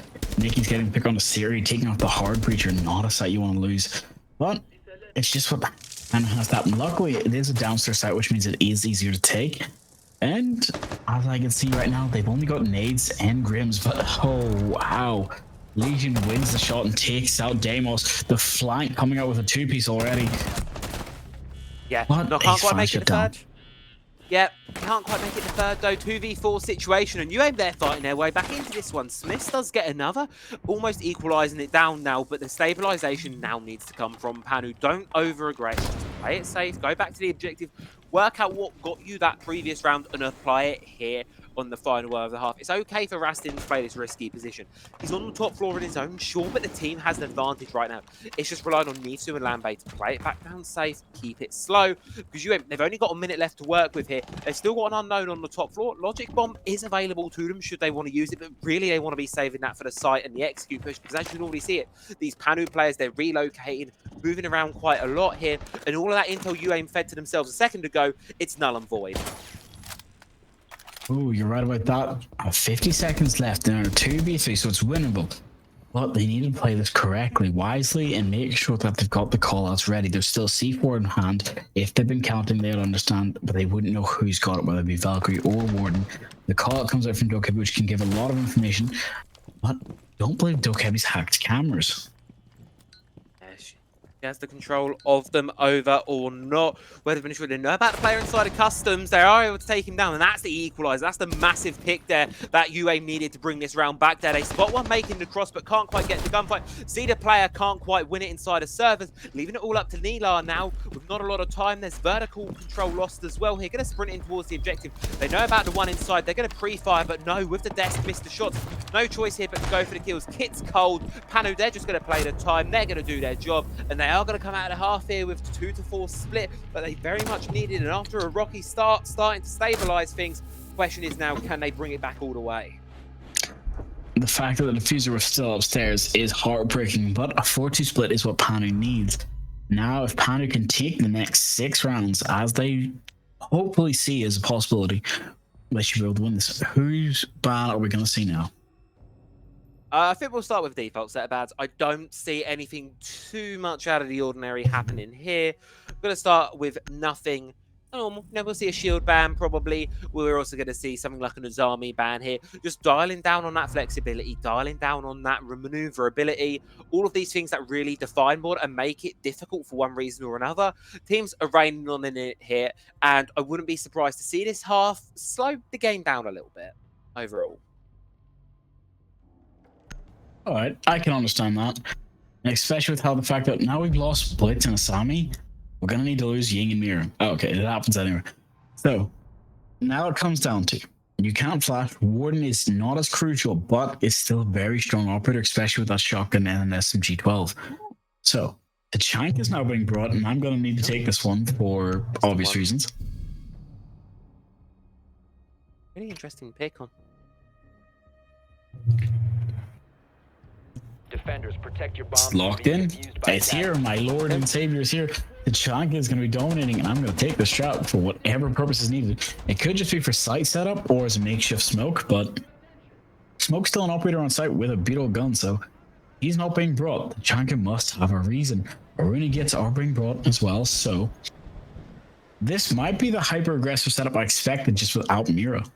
Yeah, this lineup puzzles me from UAM ever so. It's like, it seems like with what they want to bring, they want to counter a rush from Panu. More specifically, in towards Armory, Locker's office side of things there, by the door where you see Nilar's roughly crawling about right now. That's kind of where Tachanka probably will excel on this side. But there's a lot of open areas. So those funnel points where the Shumita is probably the best area, they're not really present on this site. And I would argue a smoke may have been a better pick here. There are other options, but for me, I think UM, they just wanted to play comfortable here. They know that Panu might want to hit things out the gate, swinging with a really fast round. Looking at their lineup, I'm not convinced that's what they are going to do, but it's good to see at least UM here having the expectation, and that's probably coming back off some VOD reviews that they've done for themselves. I can agree with that, but I also think it's for a different reason. I think it's because Tachanka's the GOAT, and they're just here to praise. Now, this time is to run inside, to go for the plant, try to stop anything they can. Grim's trying to open up as much as possible. So maybe they did bring Tachanka to plan ahead for this. He's not even concerned about getting Lion scanned or tracked right now. Though I could be right. One Smith's getting first pick, but Nipu answering with his own. Siri burning one person as well. The Buck is below, chasing down anyone who lands into those Grim. What's the V3? A minute gone and 4 people have already been taken out. Incredibly chaotic start to this one here. Neither team really coming off better for it, but you've got to be concerned right now. For Panu, it's a little disjointed, and UAM have the reads onto where the players are. They know that there's one below, and they know that the rest aren't really a concern right now because they're relocating to try and deal with something else.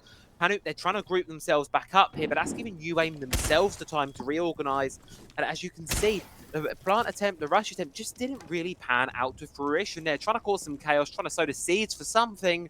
It didn't quite work out for Panu. So now they get themselves back up into a comfortable situation here. They can just wait out the remainder of this round. They have a HP advantage on 2 of their attacking players, and they can just let the final 70 seconds of this one ride on the way through. Panu have to be the ones to make the first step here. You're right about that. That's sick defender taking away slowly to complete victory. So for now, GA understand that they do have to play passive, but Siri's not going to do it. He takes the first pick, but Rastin also gets taken out. Gatto just being a wee bit too aggressive, leaving us 2v1. But the team in a great position, leaving Lambe with only a couple HP left in the dream. Has to push through the fire, but it's not going to be enough. Tachanka winning the round with just a Shumika launcher. I'm going to put my hands up here in a minute. I was questioning the Tachanka pick a little bit, but there was 2 kills with the Shumika in that round there. One in the first bout of aggression and one just as you saw there towards the end. So it's obviously done its job for it. UA, credit to you. I wouldn't say that Tachanka's a common pick on that site. Maybe it should be after that one. Either way, though, a great start to the defensive half there for UA. Really sort of solidifying what made them work and stamping that round out there. You had that not equalization at that 3v3 for that midway point, but after that, Pano just couldn't really find their foot back into the fray.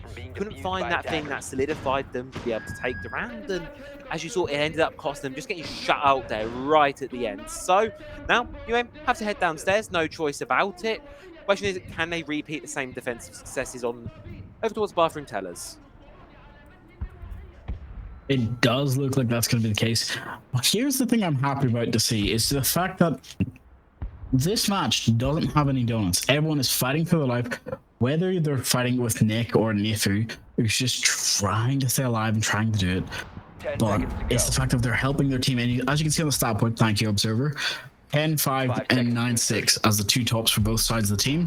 That's really important, but also it just kind of goes to show that this match hasn't really had anything come down to the timeout. It's mainly due to frags.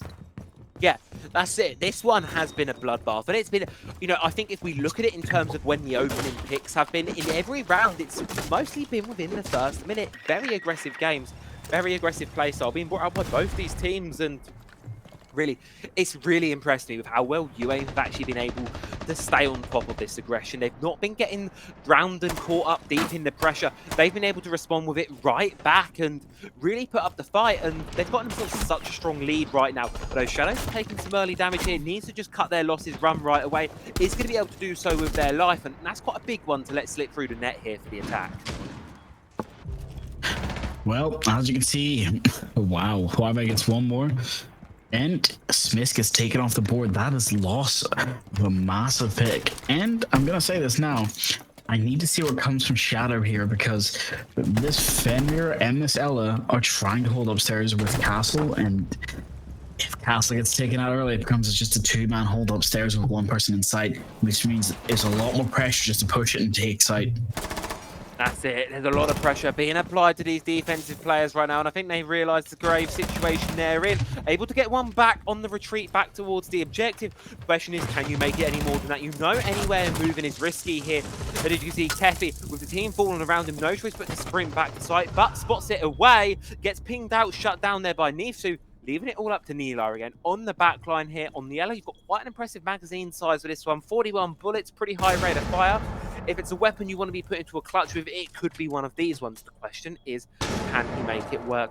Panu dominating so far this round, and they've got 70 seconds to close it on out. They know roughly where this final player is. They're limiting his movements there with the air jabs, fed the information through the Rotero drone, and now it feels like only a matter of time here before UAIM let this one slip on through, unless there can be some magic. But Panu, they're in the objective, they're forcing the diffuser down. Every gun is trained, every possible doorway, and no surprise there, Panu closed it on out, and at least keep themselves competitive in this one. The fact that Lambe got the push in, took the win, it's good for the team, but wow, 5-3, the comeback is real and it's live. And that's what we want to see. Ventilation Workshop. I'm going to ask you quickly, statistically, is Border an attack favorite map? Off the top of my head, I actually, you know what, pause that thought for 2 seconds. Let's go. Let's have a quick look, actually. It's about 50-50. It's even, and I think that's the way a lot of the way we see it. I've seen matchups where it's very defender-sided. I've seen matchups where it's very attacker-sided. For me, it's down to the teams, right? It's really, for me, Border as a map is what you make of it as a side. Some sides don't like that. They don't like the flexibility that it offers you. Other teams, they thrive in that nature. They thrive in the chaos. And for me, that's where UA was shining right now. You can put a wall, a mountain of pressure on their shoulders, and they just simply do not care. Well, you're just right about that. There's things that I'm waiting to see and hoping to find.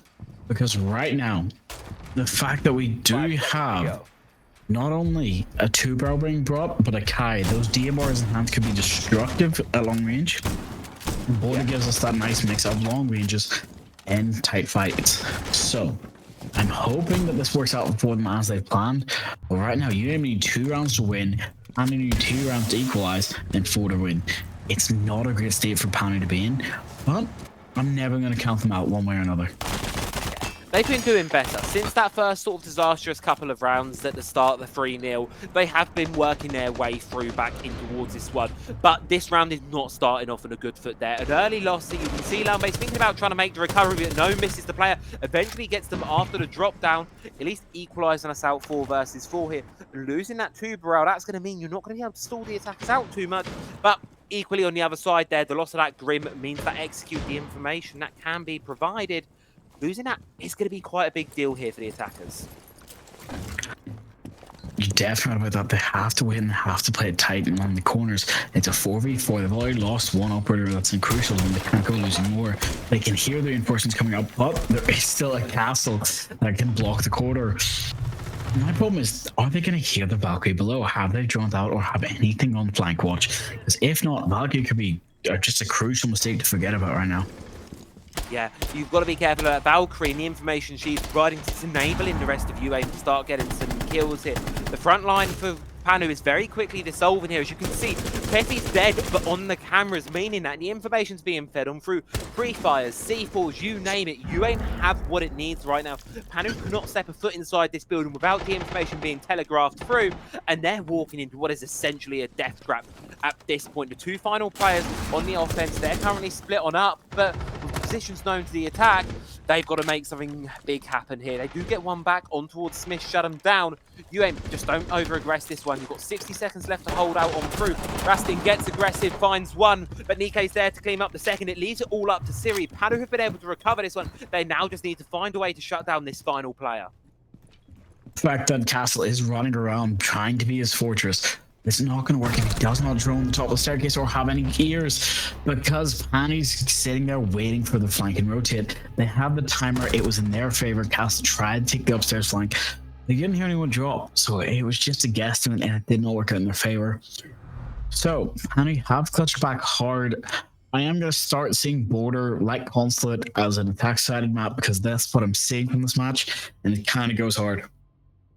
It is indeed going hard so far. Loving what I'm seeing, loving the resilience, and especially the last couple of rounds now, we're seeing Panu really build things up here. There's a new ban phase coming on through, so an opportunity to really reshape up the tempo here, and for any UAIM supporters floating about, that's what they want to see. This tempo change coming off this ban phase is an opportunity for UAIM to reassert themselves in this one, because things have been a little bit quiet in the last couple of rounds. Since the swap of the side, as you can see highlighted on the scoreboard at the top there, 4 of the 5 previous rounds have gone the way of Panu. They've woken up, they found a solution, and I've got a feeling to equalise it, they're going to be going for a statement round here. Look at this attacking lineup. I'm going to say look at the defensive lineup first. The attack's switching out very quickly, but we have Denari, the new operator being brought with Tachanka. So, again, this Locker's hold is going to be very different to the last one. But now, the replays are going to tell you how it's going to play. You've seen it before, and you'll see it again. Fast, aggressive gameplay coming up from this team. We've got Denari setting up, kind of really nice on the break room door, with the Elegoo mine. I'm wondering how this is going to be played, because, again, they can still see it from the door. 10 seconds left. Yeah, it's an interesting way to play it. They've really put in a lot of utility. My lord, there is a lot of utility on this doorway here. It's just, I think, to add layers to this one, right? Panu, they're really going to have to apply a lot of utility if they want to get through that doorway. Just that stun, just that feed through could be quite risky here. Shadow experimenting with where best to place the trip connectors to feed the lasers on across, but yet again in quite easy vulnerable positions. It's going to be easy work for Panu to clear their way through them. I do love what I'm seeing from the attack. Blackbeard, Benamaru, and Ascent. They want to go fast, and well, with one projector already burnt there by the aforementioned trip connectors, Panu, they're starting to set things up here for a great entry. I kind of like the fact that we're getting to see the Amari play. It's a pocket shot on one side, it's a pocket shot on the other. The fact that the Amari play is just being brought as, hey, we're going to sneak you through as quickly as we can. You can jump up hatch and maybe cause a little bit of havoc while everyone pushes site when the time comes. But for now, it looks like they're not even focused on it. They're not worried. They're just hopefully trying to catch somebody off guard. Yeah, That's it. They want to catch someone off guard here. That is the goal here. They know UAIM have been really aggressive. They've not been folding too easily here when this roam clear comes about. So what do? You try and catch them off guard. And that's exactly what Lambe and Nitsu were able to do there. 2 very quick kills flooding them through. And as you see, Rasted in a position there to catch the player on the rotate back. Can't quite hit the shots, but it doesn't matter because the rest of the team are 2v4 situation now for the side of UAIM as their defense is rapidly crumbling away here. Not able to stand up to the aggression being brought by Panu. Kefi and Smith with a lot to do here and still half the round to play for. Exactly. Only losing Harv at the start of the round, making it a 4v2. It's kind of what they needed for UAIM to be set back and equalize now. The problem is they still have a Blackbeard up against them, so all the calls and all the information should be given to the teammates. They can hear the person destroying the barb on metal. It's all going to be down to who can land the shots. Damos now tracking the Warden, giving away his position. If he's beside anything soft, he is in trouble right now.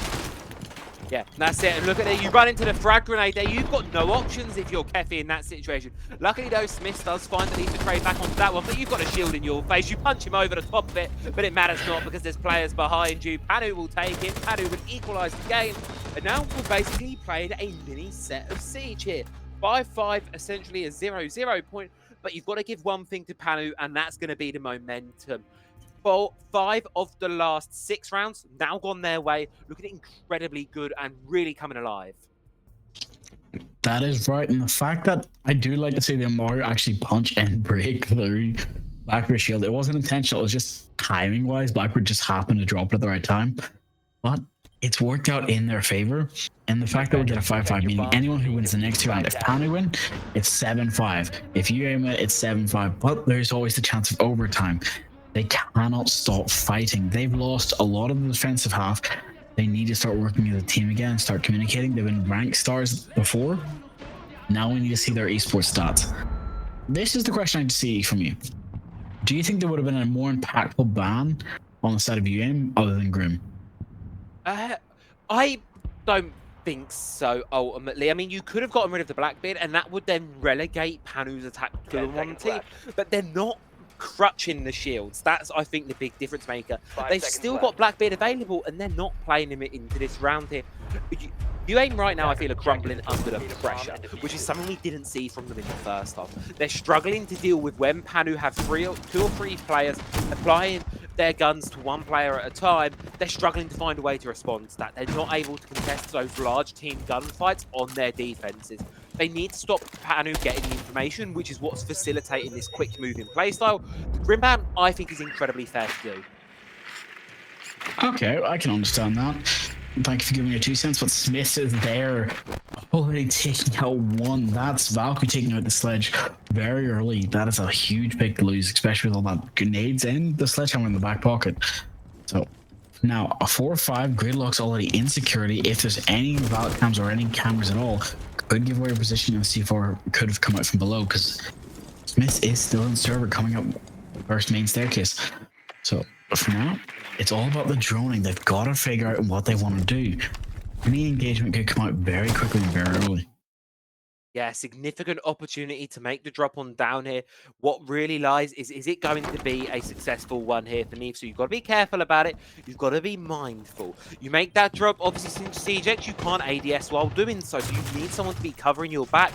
Make sure UAIM don't get aggressive for it. And look, this hesitation through Panu, it's costing them. Because right now, UAIM are relocating around their positions, encircling them on the in.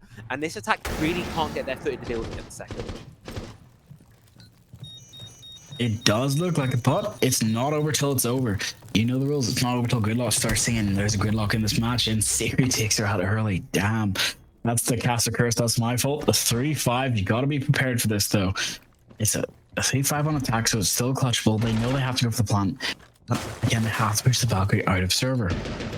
That's it. They've got to dislodge her. They've got to find a way to move her through. Panu, this one's really falling flat on its face right now, and it's going to be incredibly important to make that recovery there. And they're at least, well, going to get themselves somewhat on the right tracks. They get the first player, shut them on down, looking for the second, able to find it. And that's a 3 versus 3. That's the equalizer. That's a substantial pick in this round because suddenly all of that work UAIM had, it's now gone.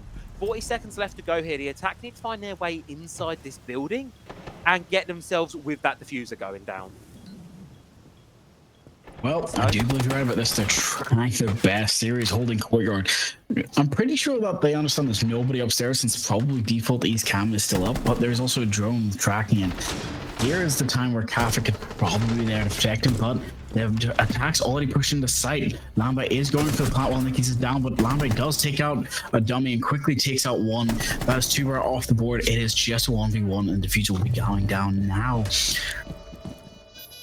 Clock is ticking. What do you do inside of this situation here? It's a 1v1 for the match point. It's a 1v1 to steal this game away in regulation. For that opportunity, it's going to be coming up for one of these players. But who it's going to be is the UMP, often touted as one of the worst guns in the game. And well, that story does reign on true. Lambay is able to find it, get the pick, and find themselves around with Panuhone, getting themselves up on towards map point. You're gonna have to correct me. I think Sledge had the secondary SMG pistol now, right? He does indeed have the Reaper. Why do people not using the Reaper? I kind of expected everyone to have it, but I guess not today. Because Panu's just seem to be doing work with the primaries anyway.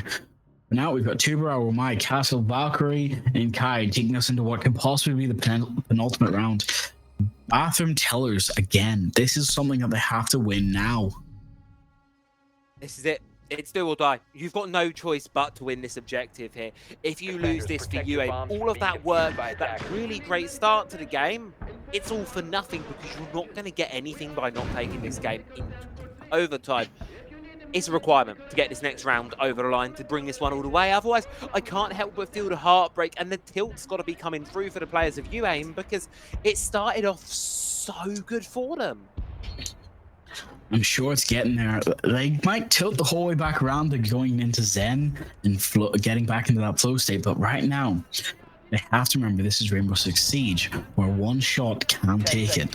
For now, they were in the lead. Hanu are still the closest to winning, and here's the problem I have to say. Siri on 11, Smith's on 10, Effie on 9. Those three players are trying to put in work, but they understand they don't have a lot of time to waste. That's it. They cannot be wasting their time. So, what do they just seek to do? Panu going on towards this shield light up again, centering around this Blackbeard, really sending him in as the focal point there. Nilan's going to take some early damage, which, you know, isn't going to be the loss of a player, but certainly is something still to worry about here. You've just got to be careful to rein in the aggressive side right now for you, and you cannot be giving freebies over towards on the attack, as they're going to start to make their entry on through here. C4's being thrown out, but they're not hitting the mark at all here. Nisu applying so much pressure. Sure, he's not getting any picks off the back of it, but he's basically all but relegated UAIM from throughout the map. You're right about that. Nades have been wasted, and right now Blackbeard is taking half his health, and so is Rastin. They're in engagements, but there's not a lot they can do until the timer starts ticking away against them or for them. Valkyrie's flank has been spotted. Hopefully the Sledge might be able to get this pick and take this round. But now, if he can avoid setting up the speaker, it could be very sneaky. But Valkyrie wins the gunfight, just barely catching him off guard on his flank. Great start. Incredible start into the round for UAIM, but it needs to maintain all the way on through. A lot of players already taking damage, especially on the defensive side here, and I feel it's only going to get worse. This one heats up here. The push in towards offices now here for the side of Panu. They blind themselves in the face with the fire extinguisher. They're given an opener, but it doesn't matter because Rastin does find one. Blackbeard is eventually shut down, though, maintaining that UAIM man advantage, giving them that advantageous position to hold on for now, as they're just chipping away at the attack here. Panu really struggling to get anything going so far. Still 60 seconds to work with here, but this top floor control, it's cost them a hell of a lot to get here. They have to make sure they can find some success to do something with it.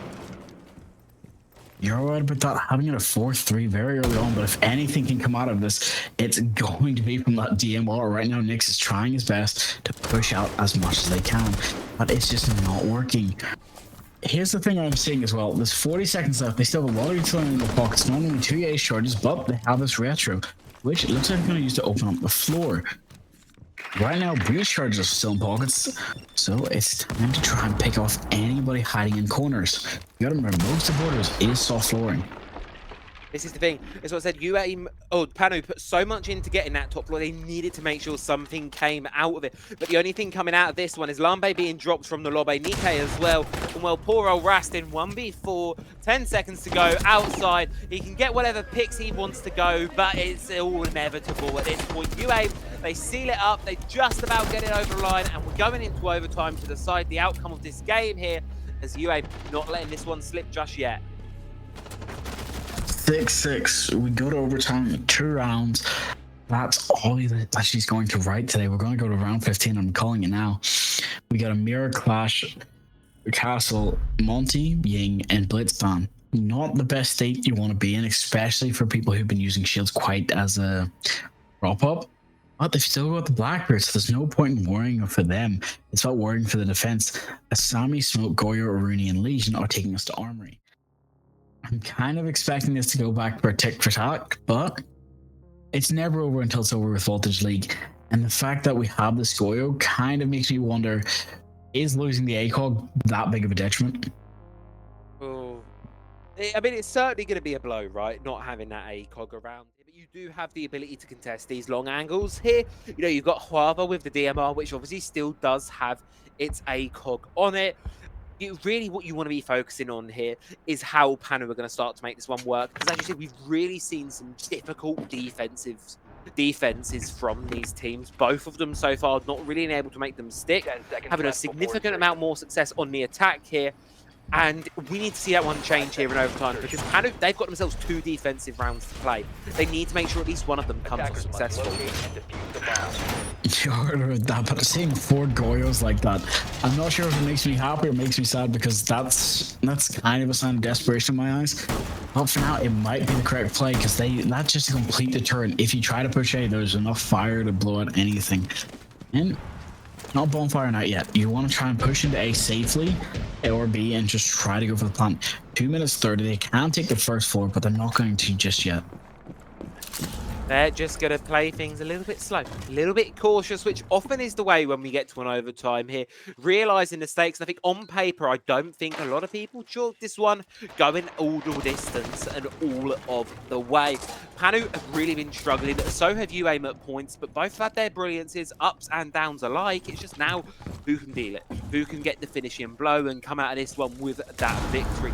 So far, UAIM struggling really to get themselves inside of the building here, being met with a lot of aggression, a lot of resistance from the players of Panahone. Nikkei especially holding that front line away, not giving himself up too much to forfeit picks early on, but still contesting it enough to where the attack really struggling to get a foothold. Yeah, with that, all the pre-fires they're going to have to come out to try and deter them from even trying to peek. Nick's getting a beautiful shot, taking out Smiths very early. That's a huge play. But here's the thing, there's a lot of drone economy that's being lost. There's only 3 drones left, 1 in the pocket of Shadow as well. Yeah, that's the thing. The information that UAIM are working on here is going to be fairly limited, and already a man down, losing that shield, which gives them the ability to face check things. That's going to be costing them there. Nifu, Pilar getting into a very scrappy engagement, but neither one dying, but both are walking away for worse for wear. Kefi gets dropped there by Nikkei's here, and that is exactly what Panu needed now. 3v5, a significant man advantage in towards this round. They just need to collapse on these final 3 players here, but UAIM, yet again, still struggling to get inside the building, and Panu giving away nothing at all here. Except Rastin. They give away Rastin. That's heartbreaking to feel, but it has to happen. A 3-4 split, especially in overtime, is not what you want. But UAIM is never going to have to give up. Nyx does get another one, takes out Shadow. This Legion with the SMG is just absolutely doing work. At the moment, they can't forget about another one. That's 4, that's the quad, that's 1 away from the ace, with only Finka being the last one to stop him from fulfilling his destiny. And he's gonna try for it, but no. Miller wins the shot and takes up Legion, stopping the ace in his tracks, leaving a good 4K, but it's now 1v3. They have to go for the plan and try to go for it. Lambe was there with the long angle and won the fight. Panu did such a good job, and what I feel they needed to do back in regulation, and that's the thing, they could have gotten this done in regulation if they would have just done that maybe a bunch of rounds ago. all they needed to do there. Look, UAIN barely got inside the building. You're seeing this 2 versus 4 player on your screen in the replay, and they're barely inside the building. They've just gotten themselves into East, but that's about as far as the whole of UAIN got throughout the entirety of that round. They could not get anywhere near the objective. Panu were fighting at the forefront, were giving that aggression and would not folding no matter what was thrown their direction. Got themselves a great, and now they're getting themselves around on what's historically the favoured side. UA, the ball is back in their court to swing this one to round 15. Defenders, protect your bombs from being defused. It does look like you're right about that, and especially the fact that this isn't over, and I don't think it will be for a long time. Tachanka here again, opening up the walls, but something we didn't see is Frost now being brought. So I'm wondering if this is more, hey, we're bringing pocket strats, or take the operator you're comfortable on. And for Siri, being on Tachanka is probably accurate if it's for comfort pick. You know, it's one round. I'm hoping they have some sort of strategy, because right now, Nikki's have been taking their names constantly. That's it. You've got to be very, 10 very seconds careful. to You're insertion. going back on this chunk, as you said. Really great, worked out for them phenomenally. 5 Last time got seconds 2 remaining. payoff off the back of it, I believe, on the Shumika launcher alone. So, let's see what happens here. Round number 14. It's a strategy that worked very well for UAIN last time, and it's got to have similar effect here. They've just got to hope that Panu haven't gotten the read in. Panu don't know what to expect and didn't work out quite what to counter it with. It's only the second time they're seeing it, but is the second going to be enough for them to be able to read it through? They need to get in, need to get themselves, and really what I want to see different is they need to be aggressive from the get-go. I do believe you're right about that, and this drone spot perfect, going to be able to call it with Chunk is to try and deter anything else from coming through on East stairs without giving up his goat too quickly.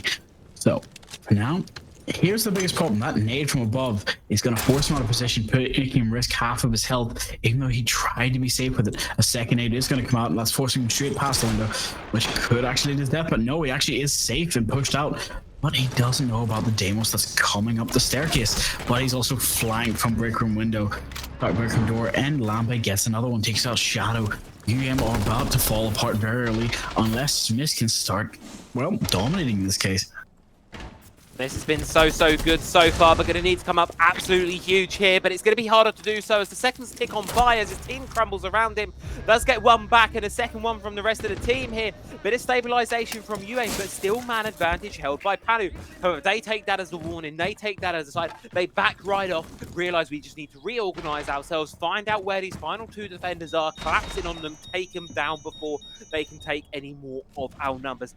Keffy's already weakened for get-go. Smith's still on full HP though, and already on a tear on this round. Could look to try and respond with a massive highlight clip of his own. Panu, they've got on the man advantage. All they need to do now is make the rest of it work. 70 seconds left to go. Take a moment, drone it out, spot these players before making that move on in. You're right about that. And the fact that they're trying to reactivate the irrigates kind of tells you that they are in a desperate spot.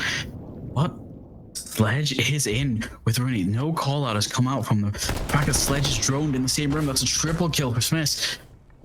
Here's the thing, there's only 2 operators left, so this can go for the ace, but it's high risk, high reward, and right now they do not have a lot of time. KHP is taking away 4-4. Let's see how they can do this.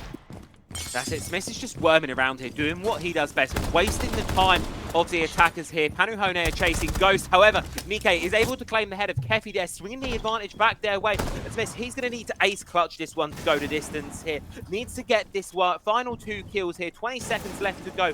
Panu know exactly where he's going to be playing from, so it's going to be 1v1s that he needs to isolate. Flashbangs come on in. Panu Hone decide to make the aggressive play, hop on inside, start to get the defuse down. Now the aggression needs to but spotted out the gun barrel. Almost get the wall bang onto Rastin, but no, misses the shots, can't confirm the kills, and Panu Hone, they'll take the round, they'll take the game, and well, UAIN might almost have stuck it on through, but Panu, they make the comeback happen, they get the distance, and they will be coming away with the majority of the points from this one. 14-14, 14-16, that is the 2 top of both sides. That is heartbreaking to swallow, but it is necessary. These teams fought like juggernauts, just one team had. There's only 2 kills more. That's the only difference. It was only by 2 kills. You gotta remember this. Siege is a game of stakes, operations, and high gameplay. This is the thing. You had everyone getting themselves involved in that game, which is exactly what I want to see. There is no single player that you could attribute that loss to there from the side of UA, but just a bit of a stagnation there in the middle section of that game cost them that lead that they'd built up. And as a result of that, the rest of the game went with it. But overall, great performance from UA, incredibly impressive. And for Panu, maybe perhaps a little bit of an underperformance. Despite the win, I feel they should have done better there, considering how high they are up in the leaderboard right now, sitting at 3rd place at the start of the day. They should have been performing better there. They should have gotten that one done a little bit easier. They did have to work for it, and you've got to give UA credit for it. But either way, I think both teams aren't going to be walking away too disheartened with today's results. Happy things from both, things to work on as well. But overall, what a phenomenal game, right, Drago? And a much better showing, a much more entertaining match than our first one of the day. I couldn't agree more. That is exactly how I'd put it. And the fact that, as you can see with all these highlight clips, there's a reason these are some of the best teams in Tier 2, but also a reason that these are the best teams who could possibly enter Challenger, enter Pro League, and then just keep fighting it out. For now, this might be playoffs, but after that, there's going to be semifinals, grand finals, and each of these teams still have a chance of fighting it out. They just have to win a couple more of their play days. So now it's all about what comes forward. These are some great teams in EU. Got to be prepared for all of this. Yeah, and that's the thing as well. There's still more to do. And for UM, I think today was a really promising result there. A really incredible showing from them. Despite the loss, they did well today. And I think if they can continue to keep these high results up throughout the remainder of their group stage games, because as we said, we're only halfway through, there is a lot of potential here for them to actually climb their way back up into the higher spots here and get a very favourable seeding going into playoffs, get themselves in there and possibly cause some more upsets. They almost did it today, not quite able to do so, but still a great game, great results, everyone getting involved, exactly what you like to see. I couldn't really ask for anything more from this matchup, right? We had some upsets, we had some great moments, almost got an ace on a couple of occasions, but unfortunately here, Miss not able to clutch this final little situation up here. But overall, great game. Don't think there's much more you could ask for that one. And all I've got to say, Drago, is our 3rd game of the evening has a lot to live up to. Couldn't agree more. The next match we have is the match of the day. So this is the one everyone should be here to watch. Anyone who's playing qualifier should hopefully have ended and come back to us now. Anybody who's just finishing or trying to go into a rank game, you don't have a lot of time. I recommend going, putting your feet up, putting us on the TV, and just being prepared for your next match, because we don't know what map we're going to, but we do know which team we're going to have. You want to reveal it, or should we go to the predictions one more time?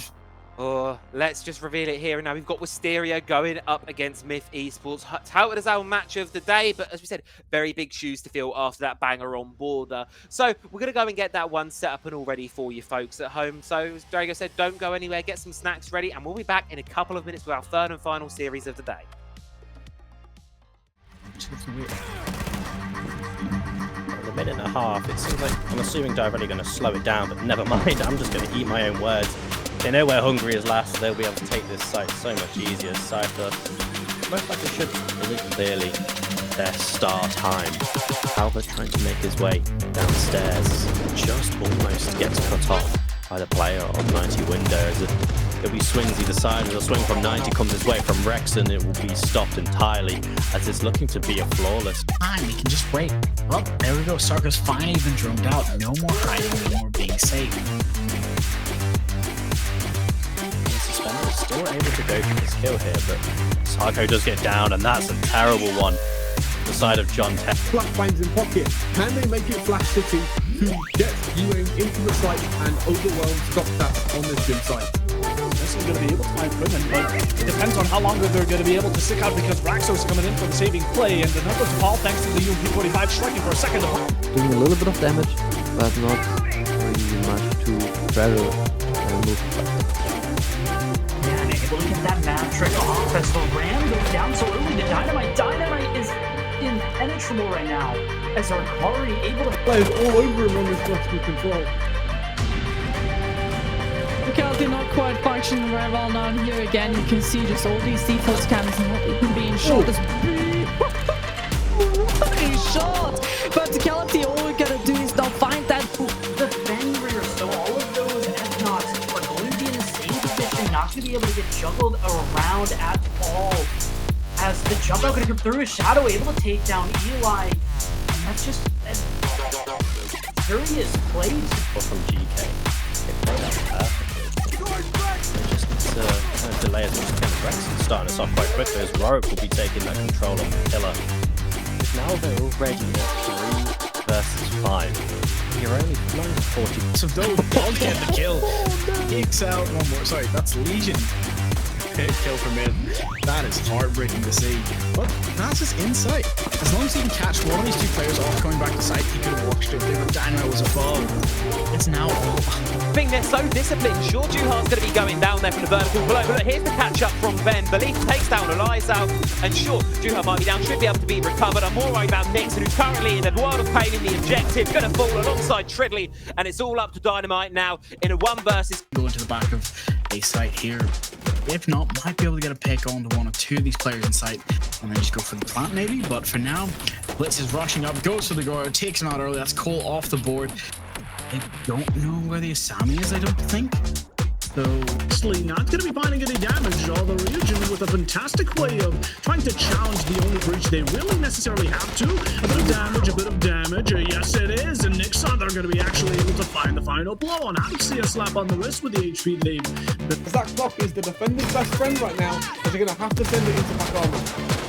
No choice but to go now, no choice. The longer you dwell, the longer you pay. Well, you don't know about the one inside of the corner. Short does trade it back, but Cooper's right there to continue to trade in game. And to be the Ash down and out. DK looking extremely strong in this round. Minute 10 left on the clock. But Mateen finds Rexu, and that's going to beat the Zombie off the board. But no tackle with another beautiful shotgun shot. The M87 coming out and bringing yourself down onto the attack to prevent them from taking the site control that we saw GK do so well last time around. As GK, they're bringing some wacky stuff of their own. As Eli, he's going to find the opening this time around, shutting down that sense, which will be so HP, but 40 seconds man advantage. Valorate, they can start to look at sight. But this time around, the crucial thing is we still have the Capital on the board. But once again, the Goyo going to be clutch as Dano finds one for himself. As a 3v2, can seem like a fourth issue to claim this match. And we get to see these grooms come out into full effect. Hopefully be able to ping him while he's hiding tight in that corner. Because one way or another, they don't really have a lot of options. They have to push through. The time is not in their favour. Cream does not get pinged. So, there's a double kill for Netflix. And now both attacks very low. And both getting through, getting that diffuser down, and it looks like it's going to go through. The kill not quite going through, but no, it's all going to be left up to this fucking ace required on the round as one down comes through. The minute 35, they can slow this down and take as much time as they need, as Smith just barely gets away.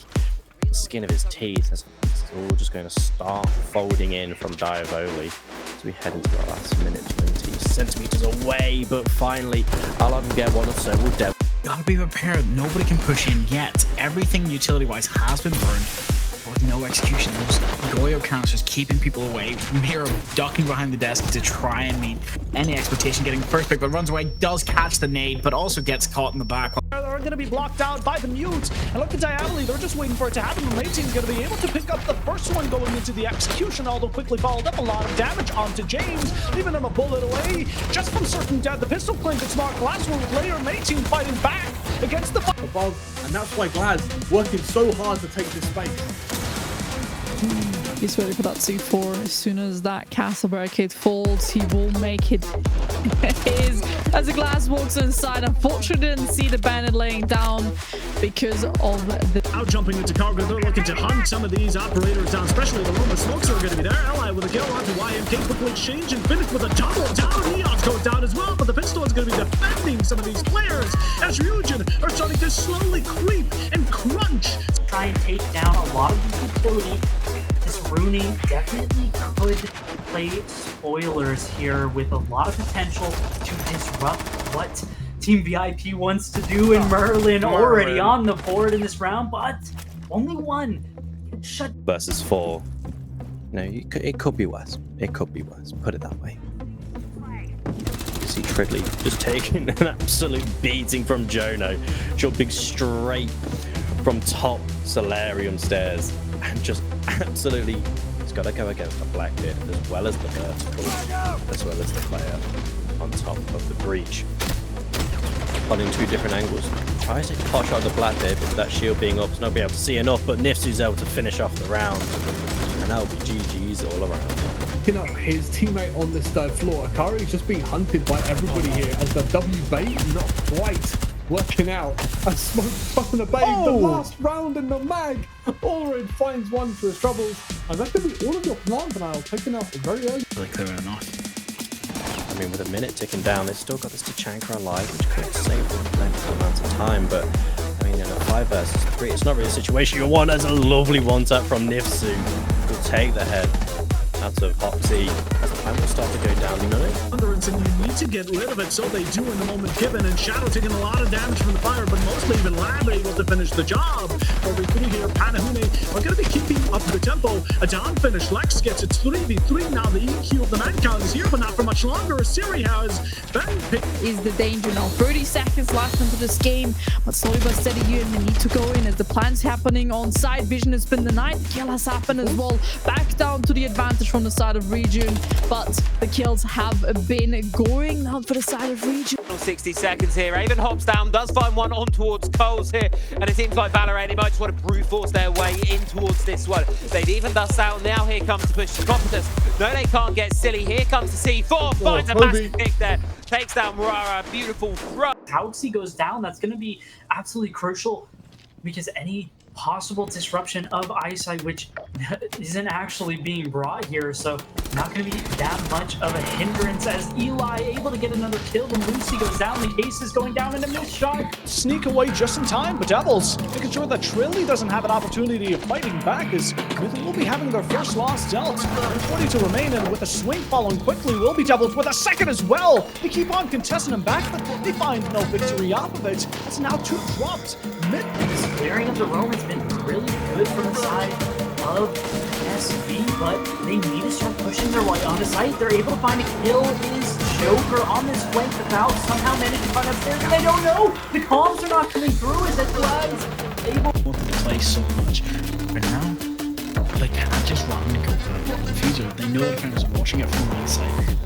It's really dangerous now. It's 4v5, a minute left, and Rexon gets a second one as well. That's Ash off the board.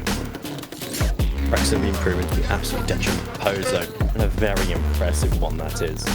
The vertical isn't gone just yet. They have that round table still. They do know that the vertical is here, and the head gets taken clean off, but YMK is able to take one as well, and it's an equal trade from both parties. I think that they're going to try and cut off many of the rotates, but the roam is actually going to be proving more successful than anything, since Hoxie's in a little bit of a tricky situation himself, and absolutely pummeled by this Goyo as Dave is able to take 2 for the round.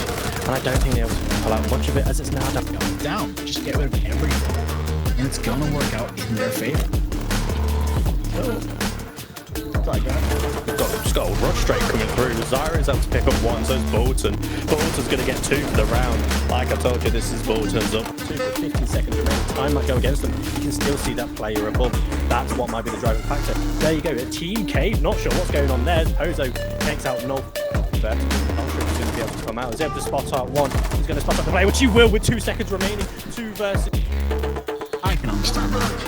One way or another, they have to be able to push, because Jacuzzi wall's now open. Only the mirror behind that mirror just waiting to get to the site. T4 rings out and actually ends up getting it killed. But she's now stuck there. Thermite answers with his own pushes and fuses before he tries to go for anything. Just gonna have to let the Lion jump in. The Gone 16 come through, but no, the angle held by Nixon. They didn't know he was laying down. They knew he was there, but they didn't know exactly what elevation to pre-aim out. 3 drones. Taking out not only the Frost, but also Jaeger. And there's another one. 2 more of the UN players taken off the board, but Kite actually can answer with his own, taking out Devils. And all for now, the diffuser is going down. C4 in hand, rips out, detonates, gets the... almost Rexon taking a little bit of damage, but never mind. I thought he would have maybe died to that nade. But as your favourite Tachanka, being utilised very nicely. A quick swing from Skipper. He's able to put Hazard down, but Headset will be there to get Might be able to find something here.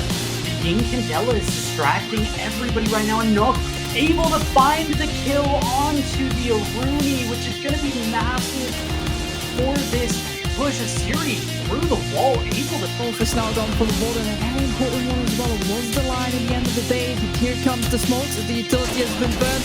Blue stairs will be smoked up, but not as quite as successful as we hoped. The second one was full, but all of them for you and Rujin. So far losing 2 members and taking... Before it can even get started, a lovely one out onto that line, but here we go, Papa. Here we go, we're going to be kicking it off quite nicely with 2 in the favor of none other than DK. They're able to bring it to despair, but Wolf there with a double flash, although hungry there for the supports, and moves like a Jaeger.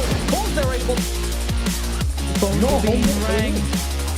Exactly, just a little bit of utility here now, but it's starting to spice it up. The first few now guns are being used to throw a few bullets over the first few kills. Beautiful, the third one nearly on the board, but Beside that for them, as I said, here he comes actually to get rid of the Jaeger ADS's shots. Able to pick up Leon's.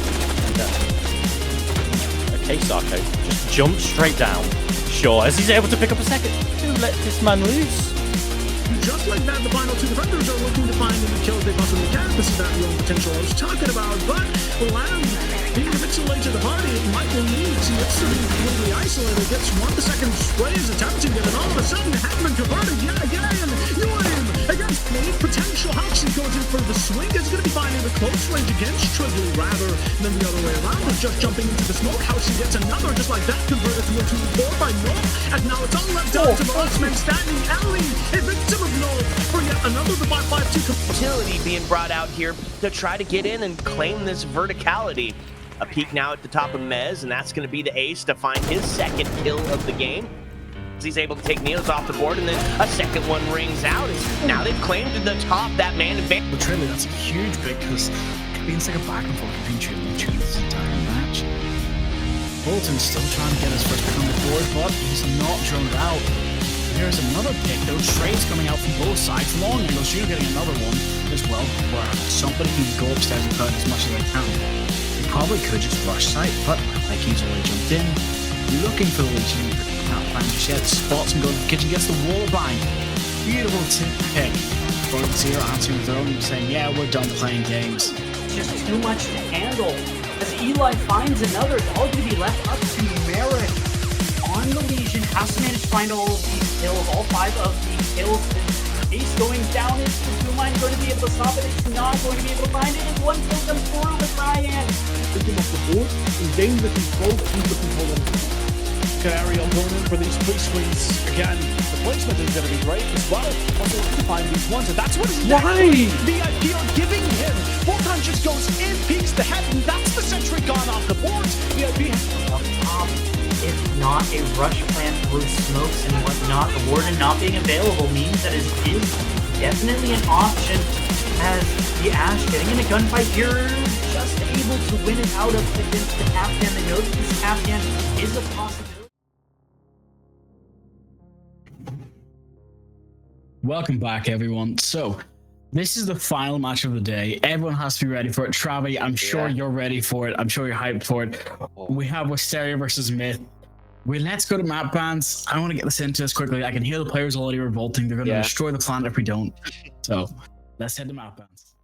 Let's see where we're heading to. After that bomb belter of border, we're not going to be going there again. First and only time that we played in the group stage, at least so far, it seems. And we're going to be heading over to Nighthaven Labs, narrowly avoiding that second consulate of night. I love this from the teams. 3 new maps, 3 unique ones. And Nighthaven Labs, personally, is one of my favourite maps to both play and to cast on. Can't wait to see what these 2 teams have got up here. You're exactly right. We're going to have to go into stats, though, to see who's actually on the roster today. If there's any surprise subs, or if there's anything weird or surprising that could be coming out from them. So, we have Howie, Nolf, Neos, YMK, and Pozo. This is the full lineup of Wisteria, which was previously known as another team, but today it's Wisteria 2.0. Do not worry about it. They've revamped the roster. Everyone's got new PCs, new fancy stuff.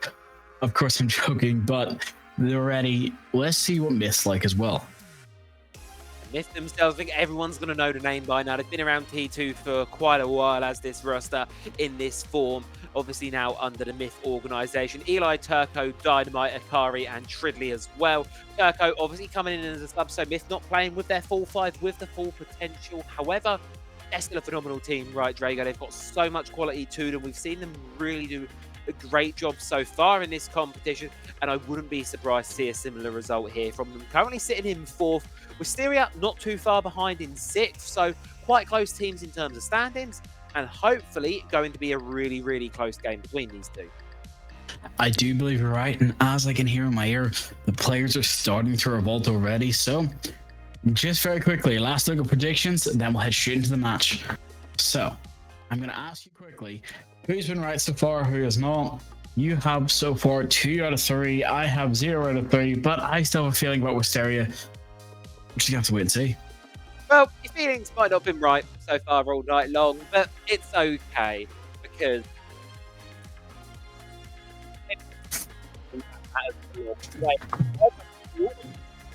now Nighthaven Labs is coming upon us. Wisteria versus Myth for our final one of the day. Wisteria starting things off on their defensive side. Myth are going to have to go into attack in this one, but as always, we've got some operator bands to chew through first. Ooh, here's the thing. Since this is Nighthaven Labs, there's a new ban that I'm expecting. Yes, we'll have Mirror, but I've actually started seeing Ying be banned more along with Capitao instead of a Kaiden Bandit. So we're just gonna have to wait and see what we see. Otherwise, it could be Buck, which would be very impactful as well. Ace and Kaiden, okay, we're keeping standard. I would like to see a Buck ban because that caught me off guard the last time I've seen it. I mean, this is the thing with the bans you can do here on Labs. Sometimes you get the teams playing the more standard kind of bans, like we're saying sort of start to unfold here just a little bit. We've got the starting of the hard breach bans. Labs is a map really centric around these walls, getting it open. So you need to make sure that they're going to have as hard of a time doing so as possible on the attack there. Removing the Maverick, leaving just a Hibana and the Thermite open. Still decent options for Myth to work with here, but certainly going to be slightly restricted nonetheless. The one that does interest me here, though, Drago, is going to be that Clash ban. Really? I think Clash is actually quite a good ban, especially if you have an Asami still on board. You don't want to have to face both of them, especially on Rafters. But now, I'm seeing that the Tuber Asami Fenrir combo is probably going to be the best set for it. But, again, we've got Mute and Bandit sliding through the ban list, which is more surprising to me. Yeah, that's it. Mute Bandit, meaning these walls should be fairly playable here for the side of Wisteria. They're going to have an easy enough time, and they recognize it right away. Pozo and Nolf straight onto the operator, straight on trying to lock these walls down, restrict really how much Myth can get it open, and that's what this top floor is all about. If you can keep these these walls under lock and key and not let them open, the attack, they're very limited in terms of ways into the objective, and they're going to be very funneled. You're definitely right about that, especially with this final round, just waiting for it to happen. If they've done their research, they should understand that, hey, they don't have a lot of time that they can just twiddle their thumbs. Bandit's gonna try and trick putting them equally spaced apart, hopefully to deter anyone from going for the risky play of going below without having to risk their own life, but it'd be high risk, high reward. But again, there's always ways around it. Yeah, there's many ways to deal with this problem. Whether it's vertical, whether it's not, you've always got options, and that is quite the beauty of the game we play and all love to see. Either way, though, Myth just going to be starting things off as normal to be expected here, just doing their drones, doing their homework, just really trying to find out who's at home, exactly where they're going to be playing, and what hurdles may want to be facing them here on this stack. Early open up in towards IT there. No, it's going to get stalled out there by the Zoto canister, giving Nolf time to relocate on around there and possibly go for a bandit trick, but almost caught off there through the vertical, has no choice but to hide and just continue to play that position, meaning that IT wall, it's going to be opened up eventually, but not before Tridley can open up Merlin. Ooh, can I get it? Here's the thing, he's now breached into the wall, but it's a 4v5. It's not a great stance you want to be in, especially with losing somebody like Fenrir, whose gadget is so impactful, but also having Deimos only being able to track the bandits actually quite good cover. But the moment he is pinged, he is in trouble. That's it. You've got to be so careful there. So much of this floor is going to be soft for the defenders. And the minute that Deimos does start to get to work, those death masks come on in, Boy, oh boy, there's going to be a lot of tracking to come on through, but still a while before we get to that execute. Right, Myth are aware that there's a bandit playing there looking to trick, and with limited options left in back pocket, only one can opener and one exothermic, Myth need to be careful not to burn this utility too early on here. They're going to realise the opportunity, they're going to go for it, and they should be able to commit it on through all the way, I believe. Nope, going to be stalled up by the Zodo canister here, and once Melf realises it's safe, battery's popping on down, and wall's going to be staying shut. Well, I don't believe that's the case because he's only got one in his pocket and he sees that there's a Deimos underneath. If he tries to go for it and Deimos sees him go close to the wall, his life is in danger. At this point, it's better just to let him breach and then try to win the gunfight. That's it, you've got to be careful of that Deimos, as you said, down below, get one, but Neil's able to take down Dynamite, at least getting one back the other way, and with a second coming in for Wisteria, all things are equalised here on the man count. Final 30 seconds though, pushing towards the connector, gets punished, and Akari sent out, leaving it all up to Eli and Turco now to bring this one back. What was a great start for Myth. Final two players are now disconnected, and now there's just one of them left standing here. Eli on the death mark is a double-edged sword at this point, because sure, he knows exactly where Howl is playing, but it also means that his position is given away, and Neos reads right into that, taking it, and with it, Wisteria getting the first round. Ouch, I've got to say, that's one of the few reasons that Deimos isn't a perfect operator, is because of the fact that it not only tracks you, but tracks them, meaning that, hey, they can fight back. And as you've seen with there, Turbo had in the corner, called his teammates saying, hey, I can see him, he's in front of me, please, wallbanger, give some sort of protect the door. And it worked out really well. It wasted a lot of time, but also took out Deimos. Wisteria winning at 1-0 is a great way to start, but it's not over yet. We're going downstairs. Let's see how the defense for basement is. That's it now. It's just moving on towards another objective. Really getting a feel for this one. Nothing of concern too much there in the early round. For me, I think the biggest worry would be the fact that Myth started with quite a good advantage. You know, they got their opening pick, they got the bandit onto really low HP and just weren't able to capitalize it, despite what I feel was a pretty strong going in the early round there. So you've got to give the credit to Wisteria as well for being able to turn the tide of that one, bring it back into their favor. And now let's head here towards this basement site. A fairly lineup that has a little bit of everything to it. I feel quite a jack of all trades one they bring here, and that should give Myth challenges however they want to approach this one. I do believe you're right about that, but I'm also kind of worried because of the fact of that sixth pick from the attackers gives them a lot more strength if they've droned it out. And as you can see, we have Dynamite on Blackbeard, we have Tridley on Aurora, we have Ariki on Striker, meaning that he can open that wall himself with his hard breaching tool and his EMP grenades. But if it's not reinforced, you might as well just shotgun it open, why don't you? Well, nice and easy there for Akari to open this up. I think Pozo's realising the danger he's in. However, I don't think he's gone quite checked, but he's going to go for the reinforcement midway through. And Myth, well, they'll be a bit hard broken by the loss there. But Akari, as you said, can open his pocket. All right, back opened on up at exactly where we were left it before that point. So first 30 seconds not proving too damaging for either team here, though Turco seemingly looking at the status effects there, wanting to make an entry into this one. Ooh, it's one of those things where Legion is such a strong operator against shields, but Triddle is finally raid counted in Neos, taking out the Valkyrie. That is a C4 off the table, and that's only leaving 2 left. They have now pushed in, having half of site controlled. That's a huge pick, but it is very tight and close to sight. They know there's people rotating above, so they have to just protect the diffuser as it goes down so that somebody can be able to plant it. But there we go. Triddle tries to get a second one, does get some Merlin, but Dynamite is trying to stay alive in 1 HP in the Dream while fighting to hopefully get a pick as well. Pozo tries to get one on the Dynamite, but Dynamite gets a kill on the Howie. It's not looking good for the side of Wisteria. Diffuser's down post plant, and they don't have the time. Blitz versus Warden is a great pick, but not if there's a flank being watched by Deimos. Warden gets taken up by the Blitz, and now it's just up to Pozo, who's trying to get any sort of angle on this planter. Cannot do it. Tridley wins the swing. Double shield pressure from the squad of Myth there. Phenomenal way to play into that one. And they just go fast, and Wisteria just are simply not ready for the aggression in the way that round looks there. Quick, fast, easy was the way that Myth wanted to play that one in. Wisteria couldn't find a way back into that one because of the double shields, because of all the pressure and the commotion being created by them. Shut them out fairly easily, locked down the round because of it. Great opportunity spot in there from Myth, and a great bounce back from that initial round one. Now we head towards tertiary bomb site. Wisteria not wanting to defend that same site again. Just going to go around, complete the rotation through as normal as expected. Now head on to control storage with a lineup built around this mirror. built around this as army. They're going to be Bomb playing this located top by floor, attackers. try and hold it down, burn the time. It's all on to Myth to quickly clear it through and then start to look on clearing the site below it. You will have to correct me. If I remember correctly, you said you prefer this site over Kitchen, correct? I do. I love this site. This is like one of my favorites to play in the game, actually. You're going to have to give me a rundown then of why. Because for people at home and for myself who don't really use it very often because I feel like it's too easy to rush and plant, why?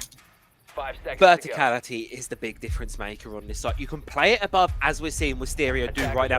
Essentially, you're playing this two-layer defense where you're playing this top floor as well as you're playing the mid, and sometimes even we see with teams, especially like a Pulse or something, go down and play the bottom floor, giving you layers to this defense to peel back onto. It's a high-risk, high-reward strategy here. But Wisteria, they need to make sure that they're not getting cornered on this top floor. They need to make sure they've got an escape route, not let the pressure mount too much.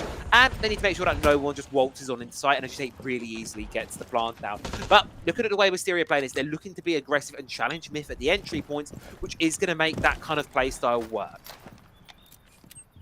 Well, hoping that your answer does come out correct for these guys. It looks like they have something in mind. Go for the upstairs wall, make the Asami have to try to fight them directly, which again, any of those DMRs or more higher caliber guns, wow, my brain just had to shut off, going to be able to destroy those Q barriers very quickly. It's not something you want to see, but something that has to be done. Sledge sneaking down, looking for that pulse that you mentioned, but I feel like that's due more because they haven't joined out enough. Yeah, they're not really sure what they're walking into right now, and as a result of that, the opener's gone the way of Wisteria. Myth coming in a little bit blind, coming in, poking and prodding, maybe at the wrong points here. But look at this, they're not giving enough respect to this top floor. They've only got 2 players challenging it right now. And when you've got mirror windows to deal with, when you've got keeper barricades to play from as well, it's simply just not going to be enough here with the 2 players. You need to try and isolate this 1v1s if you are as Myth. Nolf's going to go to C4 on down, but no one's close enough to make the mark. I mean, that's Mirror, she's fighting in the dark, fighting in the blind, and there you go. Myth have got the right readout. They've realised there's a lot of presence on this top floor. They've realised Wisteria are banking a lot on the success of it. So they've rotated the whole team around to really try and deal with it, try to steal this pressure. But it's going to work for them. They're going to get how Dynamite opens it up for them and equalises things for Myth. It was a very quick equalization, but you gotta remember, one person is all inside that Thermite could plant if covered. Misses his shot, almost getting the mute, but cannot land it. That is heartbreaking to see, but he goes to the plant now while being covered. Oh. Dynamite is there for the flank and gets the getting 2. But here's the thing, now it's all up to Legion to go for the defuse. Pozo trying his best, but Dynamite is upstairs to get the ace while covering as well. Takes out Merlin and Pozo.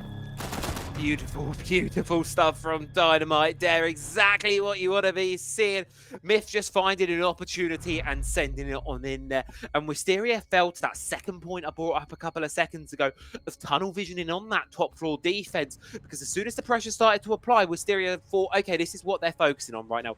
When in reality, the real game plan was that Sledge going in down below, sticking the diffuser down. Wisteria only realised it before it was too little too late. Myth had gotten control of what they needed on the verticality and were able to just thrive from the chaos. That one, beautiful read from the attacking team. What we love to see, Wisteria falling victim to quite a common trap there on control storage, but now they get to rotate towards command center, the site that they've been able to make work so far. Gotta say, that's the first ace of the season. Well, first ace of today.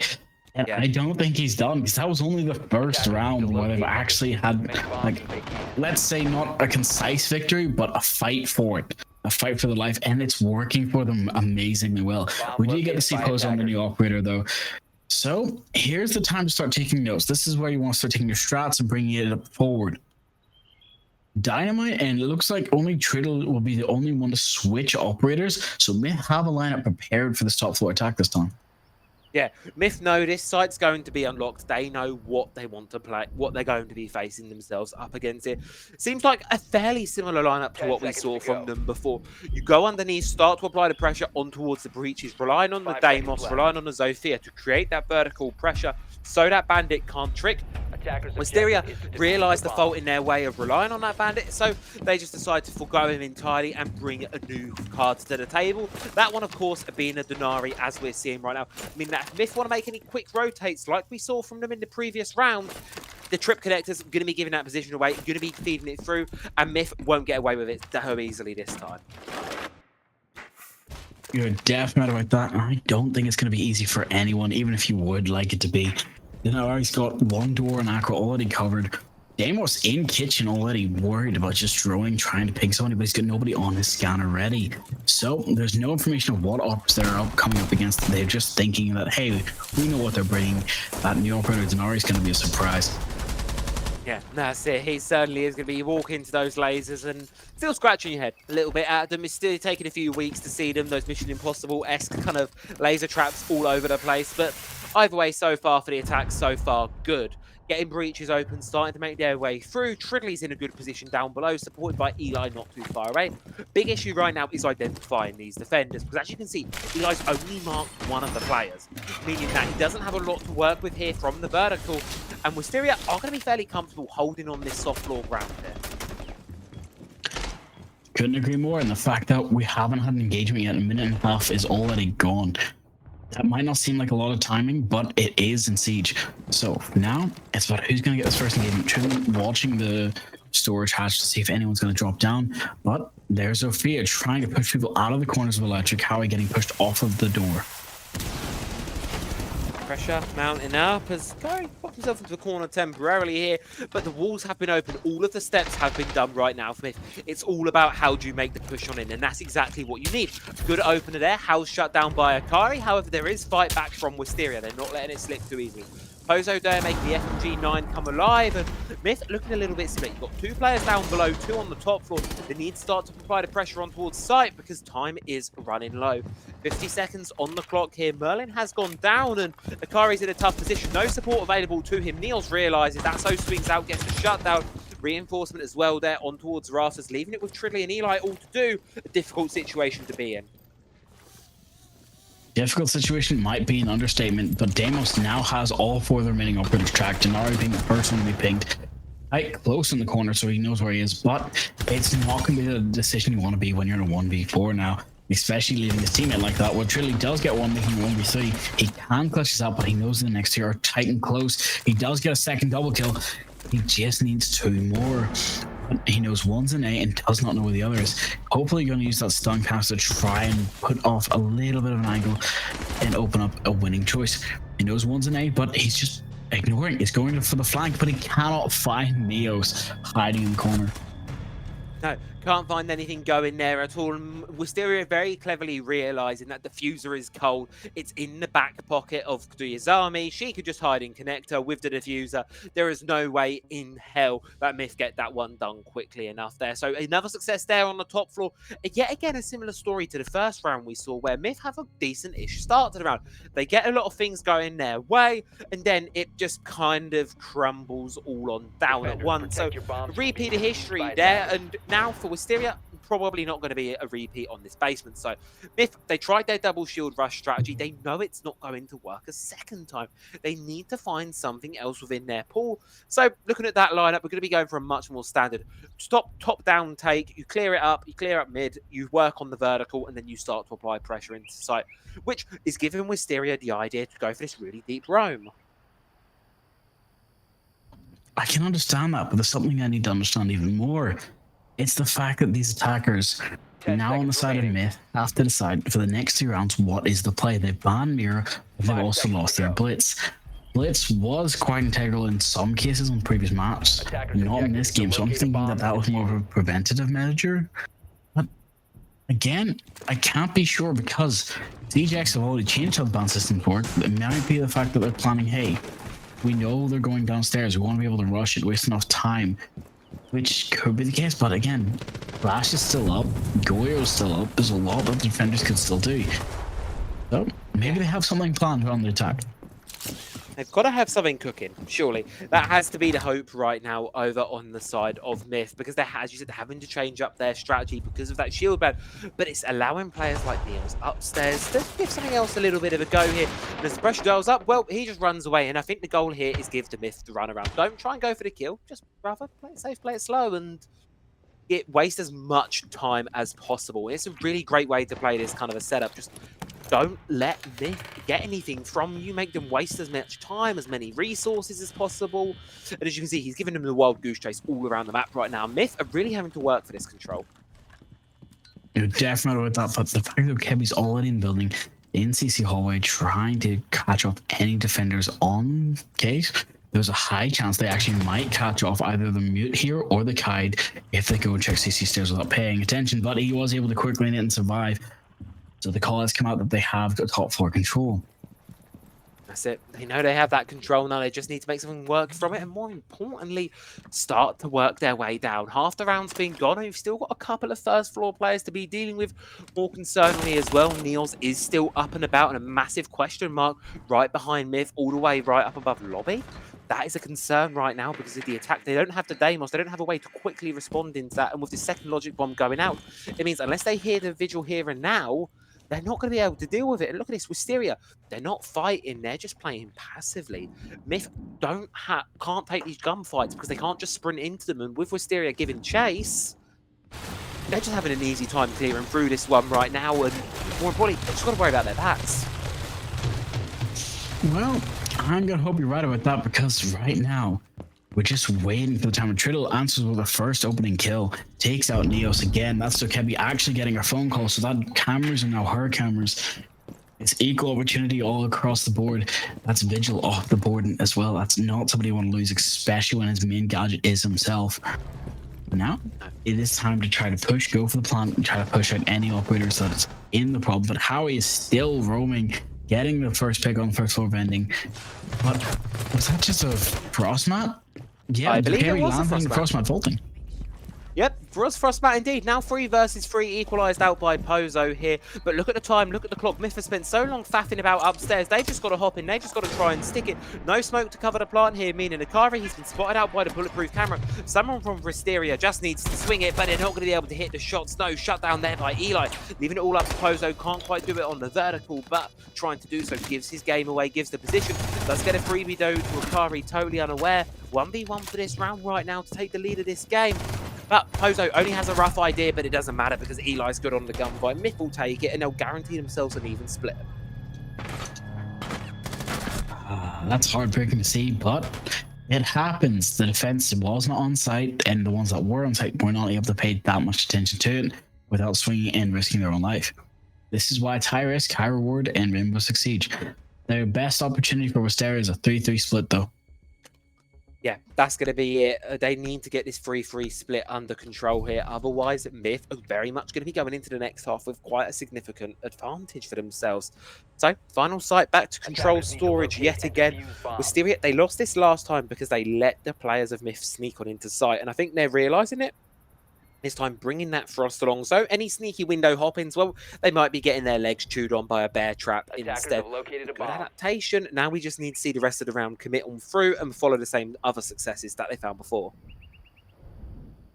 I'm going to say you're definitely right about that, and the fact that the lack of joining has come out to be a bit of a detriment for them is hopefully something they're going to learn from coming forward into this match, because they need to adapt very quickly. There's a lot of synergies that could be used. There's 45 operators in this game. All of them are very useful, different things.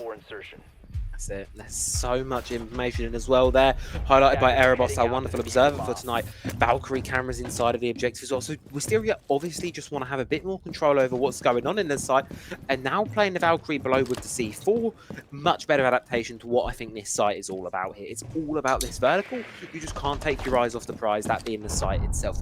But you've got to be careful of players like Eli who are looking to sneak on in and disrupt the status quo. Here comes the time, here comes the plan. Yeah, I'm wondering if it's going to be a Valkyrie C4 or Valkyrie's going to, with that lovely gun skin primary, just have to swing and take the kill. There's also the problem of Knock. If Knock and Valkyrie meet, that's a gunfight where it could go either way, especially with the FMG9. But I actually think that this upstairs hold might actually work out better for them.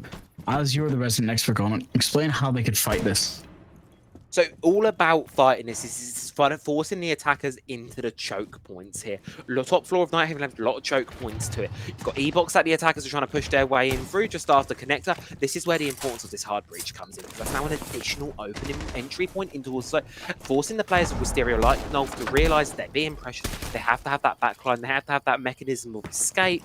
For Myth right now, the game plan is not about getting the kills. It's just about establishing that vertical control and then being able to do something with it. But they need to be keeping up the pace here, because we're halfway through the round, just starting to make that entry on through. And Neo's on this top floor, not feeling challenged at all at the moment, supported by Nulf. It's going to be a very difficult hold to crack. You're right about that, but the fact that there is so many people roaming and that's where site is on first floor, it kind of gives them a bit of an advantage of, hey, we could rush plant on top of a desk in one of the other sites and still get away with it. But it all comes out to that droning, whether the drone economy is good enough where they can take those risks, or they have to face check everything and risk it and get caught off guard. That's it. Final 60 seconds of the round to go now. But look at this, none of these Wisteria players have been dislodged at all. Myth have an immense amount of work cut out and laid out in front of them for the next few seconds. It all relies on this opening pick here. Can Tridley get this Azami to his left? I think he has the rough idea, he's there. It's just a question of can he find a pick or not. Catches are getting over aggressive, able to find McCreevy. No response found from Wisteria. That's exactly what Myth needed now. They've got side control of IT. They can try and hop in the plant, but they need to be careful of not only the Frost Mats, but Merlin as well. And that's where player Elia comes in now on the backstab here to try and catch some of these players, tunnel visioning on the angles, but misses the shots out on how, can't quite win the gunfight. 2 kills for the Warden, is eventually shut down, however, but you need to be careful of this, because look, the Valkyrie's still down below with a C4, 15 seconds to go. Kit's cold. This could be disastrous for the attack here if they can't cement this plant on the ground right now, and it doesn't look like they're going to be able to do so. They're sprinting and panicking around for it, finally recover it, but with the clock ticking away here, 1 C4 is all it's going to take. Does Pozo have the read? He knows it's the default spot, blows it from below. 2 quick kills in the round along with it. Wisteria will come out of half even. You being in a fight like that where it's 4v5 most of the time because one player's off site and that player clutches out the round, it's a tough pill to swallow, especially for the people that aren't droning or the people that should be clearing it. You understand that this is a map where, as you said, there's always those 3 levels that can be concerned about. Any sort of flank is your detriment, and this is why people plant on upper desks and stuff now. But here we go. Kide and Damos being the first bans. I'm assuming it's going to be banned at this time just because of how Myth were playing on that attack. Yeah, I wouldn't be surprised to see more defaulted bans coming through for Wisteria for this one. Get the bandit, get something a little bit more defaulted, just rein Myth in slightly. On the other flip side, though, we're seeing a Damos ban coming out from the attack, and well, no, we're actually going to be going with a double shield ban for the second set. Maybe they know something I don't. I don't know if Hysteria would be counted as a heavy shield usage. Like, yes, they can, but they can counter them a lot better than they play them. I don't know. To be honest, that's not what I would see Wisteria as on paper. I don't see them as this team that really crutches up, really relies on the shields, but evidently Myth just cautious of the Montaigne here and the Deimos, which to me screams they want to play with a little bit more flexibility here. If you've got someone roaming about, it means you've got this high pressure situation where if you get Deimos tracks, if you find a Montaigne in your face, you're suddenly in a really tricky situation. Getting rid of those off the guard, give their roamers a bit more freedom to play in relative safety. And speaking of Myth as well, I like what they're doing here. They're hiding Akari. That is true. The fact that Bandit is not going to be shown to these people is kind of one of the best hopes, but a lot of teams just bring Maverick now. As you can see, they're not even worried about it. Nalpha Maverick is going to be in not more than enough open wall. It's just going to be he might have to risk his life in a gunfight, or just, you know, let everything go as it wishes. That's it. There's options for him to play right now, and really up to the side of Wisteria, how they want to play this one. Going for quite an aggressive looking lineup, all things considered here. Cappy, Tao and Ying, Grim as well. Screams to me they want to focus on the execute here. They just need to make sure to get everything done prior to that. And that's where this Maverick comes in, because despite the presence of this bandit, well, it's a Maverick, meaning he's not going to have any effect at all on this hard breach game. Should be easy enough for Myth to get the walls open that they need to. It's just what they can do with them. Well, I was expecting more Swiss cheese, but no, cleared walls done quickly and easily. Now it's all going to come down to who's willing to peek it. It's going to have to be that Sammy on the rafters who's going to have to defend this entire warehouse. Let's just hope and see. Yep, she's got a lot to do, that poor old Azami right now. Feeling for Eli a little bit there. But you've got the keeper barricades to support you. You can move around with a bit more freedom here. So it is a good operator to be in this place with. There's nothing got Turco flying away, watching the window hopping. So no one's going to be backstabbing her just yet. And really for Wisteria so far is quite a slow round, all things considered here. Just poking and prodding at these hard breaches, but they're not really going into the building just yet. Playing really cautiously. And as you hear the Nomad charge go off, cautiously is probably not the way they want to play, it's just the way they're being forced to. Now we have Julian Electric. It's actually probably just going to end up being a timer wait out. Because right now they've been trying to get inside 30 seconds every time. It looks like they do have a plan to try and get the Asami off of Raptors and maybe rush it. That's it. And here's going to be coming now the executes. The Candelas are coming on through. Wisteria realise they need to get a move on this one, but reinforced outside of mid-round from Eli there. It's going to be making things significantly harder from Tridley as well, hiding inside of Electrical there on the mute jammer. Therefore, the V's not affecting him in the slightest. Wisteria might not realise it, but they're walking into a death trap hit, and I've got to question all of that utility usage, Drago, because they've thrown in 3 Candelas, a couple of the stuns, and they've got nothing for it. They're still all outside. Okay, I have more questions now because I'm pretty sure that's the interaction we seen yesterday at another grand final. And that's not how it works. Mute, if pinged on the mute jammer, it still keeps peeping with it. But if it doesn't, it goes off. But right now, they've got a much bigger engagement going on. They're trying to win the peek hole, but he doesn't. Dynamite actually does and takes away Pozo. Now they have to worry about the flank as well. Anyone who's caught off guard could end up losing their life like this. You know, Turner getting a double with the SMG-11 in hand, but actually getting down. No, we still 1 HP in the June fighting for his life. But Nomad cannot stand it with Eli swings with the deagle to finish it. Myth, they're just doing exactly what they needed to do. I got to wonder where were Wisteria for the first 2 minutes and 40 seconds of the round. So incredibly slow there. Really not getting a lot done, just too passive, simply put, not getting aggressive enough. And as you saw there, first kill doesn't really come until the final 30 seconds of the round, and at that point Wisteria, they spent so long outside the building, it's just too little too late. Whatever they do, without a shield, without something to really propel yourself into that, you're not going to be able to do anything of. They need to either, if they're going to commit to that 20-second style, they need to save the utility for the end of the round, or they need to just work away from that, go for something that's a bit more consistent on the pacing, because leaving it all up to chance in a 50-50, 5-on-5 in the final 30 seconds almost always favours the defenders.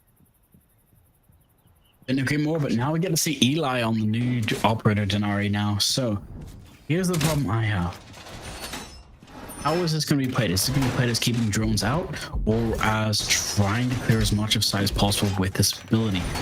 I've actually figured out that I prefer using Denari to just web one side of sight, specifically any of the A windows on the site, but 5 seconds left. maybe you have something else. Give me your 2 cents. It's still a mixed bag for me what you want to do with Denari and how you want to play. And we've seen teams have a more spread out approach, and then we've seen teams do more what you've said, where you have it dedicated to a particular point there. So as you said, the entry from Animus, there's options on how to play them, and I think I'm still yet to have my opinion on what is going to be the most favoured way to play it. But what I'm certainly not favouring right now is how aggressive Tridley's being. He's just lurking, hiding, and Wisteria, I think they realised they needed to up the pace from round number 7. Will they do so? And more importantly, if they do it, are they going to be punished for it? Well, punished or not, it looks like they've got their plan and they're set in their ways. Nori's are going to be destroyed by the Twitch, but he's not going to actually be able to get the mid jammer. So it wasn't really worth the risk in my case, I'm going to say, because they knew they wanted to take it. They wanted to try and take that first floor control, but giving away your util too early is not the play. But now, oh no. Here comes the problem. Is he going to know about the mirror? No, he's not. He's going to try and open it thinking that it's just there for show. That is a huge pick. That is also diffuser being given to the mirror as well. What else are you expecting doing that? I honestly have to ask the question. There's a mirror. If you don't know what's behind there, assume there's going to be someone right behind it. And I don't see how that plays out any differently. We still now need to rely on the rest of the roam to ensure it's a lot better for them. But as you pointed out, Drago, the fuse is now cold somewhere where no one else on the team is. The rest of the team has to ensure this clear. It works out to perfection. Al's going to be charging on up ahead, but stalled out by these trip connectors here. You can choose to burn a flashbang, or in this case, we're seemingly going to be choosing to go around through Freezer. But no, it's reinforced here. Wisteria have walked themselves right into a trap, and it's given Myth the runaway the opportunity to escape.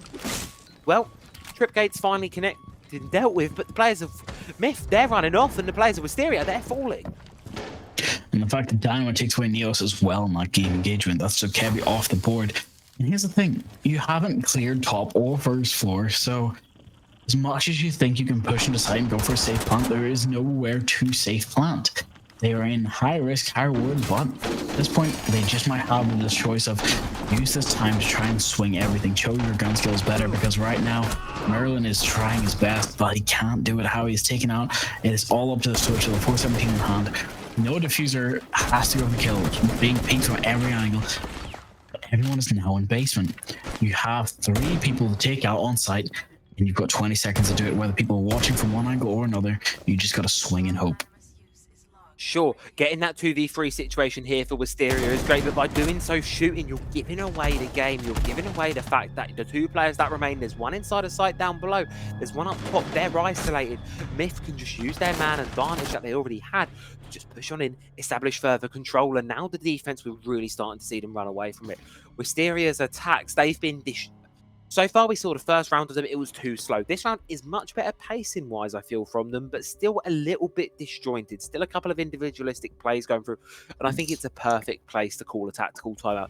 You've tried going slow, you've tried going a bit faster. Neither one has worked. What do you say to yourself in this tactical timeout to steady the ship and try and build up some more rounds and bring us back to a closer game? It's time to start remembering how to work as a team. That's probably what's being called out of, hey, we're going off on our ones and losing them. So let's start working as a team and start getting those refrags as necessary. They understand how to play the game. It's just the fact that they're feeling too maybe enclosed, capsulated. Any good word for it would be that they're isolating themselves way too much and they're just taking everything too hard on the shell. If this was another game, you could probably get away with it, just batting your head against the wall, but it's Siege. And you got to remember, this is Playday 8. There's a lot of Playdays left, but this is still important. That's it. We are at this kind of a halfway point now. You know, we're at the halfway. We're starting to see these 2 top teams emerging, especially with teams like these, where they're more in the middle of the pack right now. Obviously, Myth are coming into this a little bit higher, 4th versus 6th place, currently before the Playday. We need to see them start to separate themselves if they want to find themselves safe. Myth are doing that so far. They had a very good attacking half, all things considered, and now they're on the defense, what a lot of people would refer to as the strong side, really excelling. Now it comes to this tertiary bomb site, Drago. This is the one where I think is going to be the make or break. If Wisteria can get this, we can start to see them build from there. But if Myth can take this round, coming out of the tactical timeout of Wisteria, get themselves onto match point, I think it might be a done deal. I do believe you're right about that, and as we can see, that 6th pick is now coming in handy. It looks like they do have some sort of plan in mind, because they know they're going back to that first floor, but whether or not they've droned out what operators their opponents have is going to be up for question. Drones, it's going to be important to have that information. You need to know what you're going to be facing up against, and more importantly, what traps they're going to be lying, because there's quite a few of them laid throughout this Myth lineup here. As well, the Valkyrie has been invaluable so far all game. Wouldn't be surprised to see her banned out in the next round, but that's for the future to talk about. Right now, early entry, coming in through Garage, opening it up, and Myth, I like that Turco is still looking to be aggressive, still looking to engage on towards the players outside of that breach and really just give them and make them work for it, I think is the key right now for Wisteria. They're not being given anything for free, which is I think why we're seeing a lot of this hesitation. I do believe you're right about that, but it's also because Wisteria are acting a bit funny. They're bringing different things. Targo now on their best to try and catch off any of these players coming to this first one bomb, so they can rush like they did previously. Again, Myth don't want to take any rushes. They don't want to take any examples. They don't want to have anything that happened to them or was done by them to happen to them. In this case, it's all going to come down to if somebody can push it or not. And this Twitch drone That's good because they'll give away Twitch's position, and it did. Twitch's shoulder barely peeking out. Eli winning the gunfight through reaction time alone. It's worked out. Let's Twitch off the board. Job done. You have done what you needed to do now on that extension, on that top floor. You've gotten the opening pick. You've taken the first player down. All you need to do at this point, giving Dynamite the confidence to get alive. The rest of Myth are starting to sense that little bit of blood in the water here. And Wisteria, they've yet again stalled out because you look at the 4 players that remain. And sure, a couple of them are knocking in sight, but where's the rest of the team? Yet again, that little bit disjointed. They're trying to force the defuse down, but without the vertical control, without the map control, there is nowhere that they can surely see it through. Valkyrie's playing down below with a C4 here. They do get one back the other way, equalizing us out. However, yet again, you still need to be careful of this information. You still need to be careful because Dynamite, he's had such a great game so far and looks to continue to do so here. C4's been out in hand, in pocket. A lot lies on Merlin's shoulders as well here to explode onto this top floor and catch all of the players on Myth, because look at them, no one's watching their backs right now. Everyone is paying attention on towards this site, and that's a perfect opportunity for Merlin to swing on in here, get 2 massive kills in the round. Question is, can he find the 3rd here? Diffuser has gone down elsewhere. No, he cannot find it, and that gives him a massive opportunity to bite their way back into this one here. 2v2, but it is a post-plant situation though, but surely the loss of Dynamite will be the nail in the coffin, and Wisteria seem like they're going to be able to recover themselves, but with the player revived, it's another 2v2 to face them. But post-plant advantageous situation.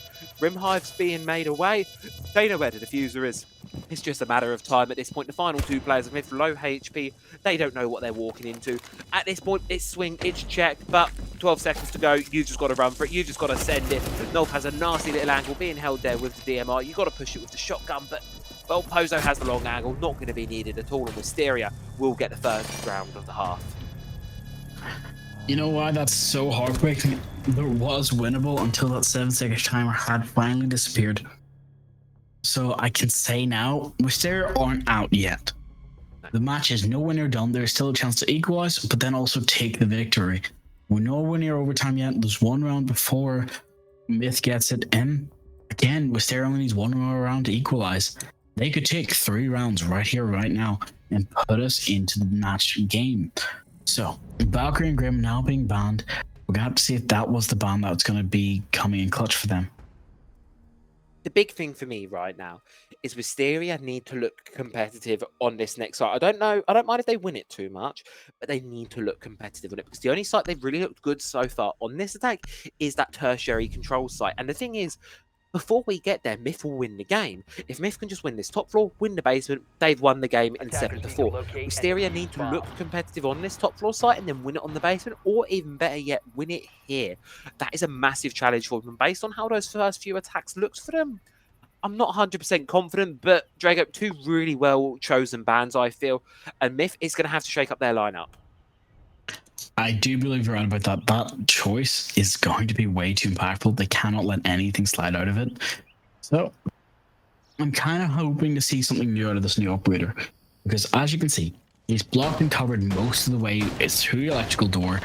But here's the problem I have. You have to break line of sight. It is just used as, in this case, as I said before, running off 1 direct push without making noise. So as you know, for knock, she has to walk through it or anything like that, or crouches or prones or sprints, which your camera will catch her. Yeah, she can try and just prone the whole way from a longer angle, but that gives more of a chance that she'll get caught. Now they're going to go for the wall, and it does look like the DMR of Nolf would be the first thing to try going for that wall. Get the wall open, get the starts, get everything in towards motion. That's exactly what is going to be needed right now for Wisteria. Just a steady, well-paced attack. The last time they played this, it was too slow, and I think bringing the Blackbeard is a good adaptation for that. Move a little bit faster, get yourself into these early aggressive fights, and try and get yourself an opener here. We're already a minute through the round, but walls are being opened. Much better pacing from Wisteria. It's now just how they move onwards from this point. Well, I do believe you're right about that, and that is that wall about to be open, but I do think it destroyed its own gadget. I could be wrong. I don't, yeah, no impact went out, so I'm not sure what that destruction noise was. I do believe it was just, for some reason, Capitow's heartbeat charge went off on its own and destroyed the other one. What? If I'm wrong, I'm wrong. Yeah, it did. The Capitow heartbeat charge destroyed its own. But smoke canister actually smokes out the hallway and pushes them off and doesn't let them through one way or another. So, Here's the problem they have. They have to push in the site. They have to get into the building. There's a minute and a half left. They don't have a lot of time. Everyone's still up, so they have the guns and the utility and the people. They should be able to do it. Merlin making the first big pick, taking out Erika. That's the new operator Denarii off the board. It's going to be huge. Eli answers with his own, though, taking out Harry. Shotgun close in hand, tries to go for his own. Neos gets to one, takes off Eli. Clearly answers with his own, taking out Merlin, the one who set off this whole engagement. But as we can see, Dynamite trying to come up the staircase does survive, though. So Ace tries to get it, and there we go. Dynamite does take out Ace. Huge picks there coming in from Myth to get that one into their advantage ring. A lot of that on Dynamite, just being on the flank, being on the lurk. Nolf now stuck in a Toxic Babe, can choose to push through it, or going to be going for the safer option to push on back. But that leaves Pozo isolated on an island in a difficult spot with 2 defenders swinging. There's no way you can win that one. And now it leaves it up to poor old Nolf here, stuck inside of E-Box, and this connector point be such a difficult area because now you're essentially going through a funnel. All 3 defenders of Myth, they're going to have their guns aiming at that doorway. 2 SMG-11s, a Commando 9 on the other side. Never a situation you want to be.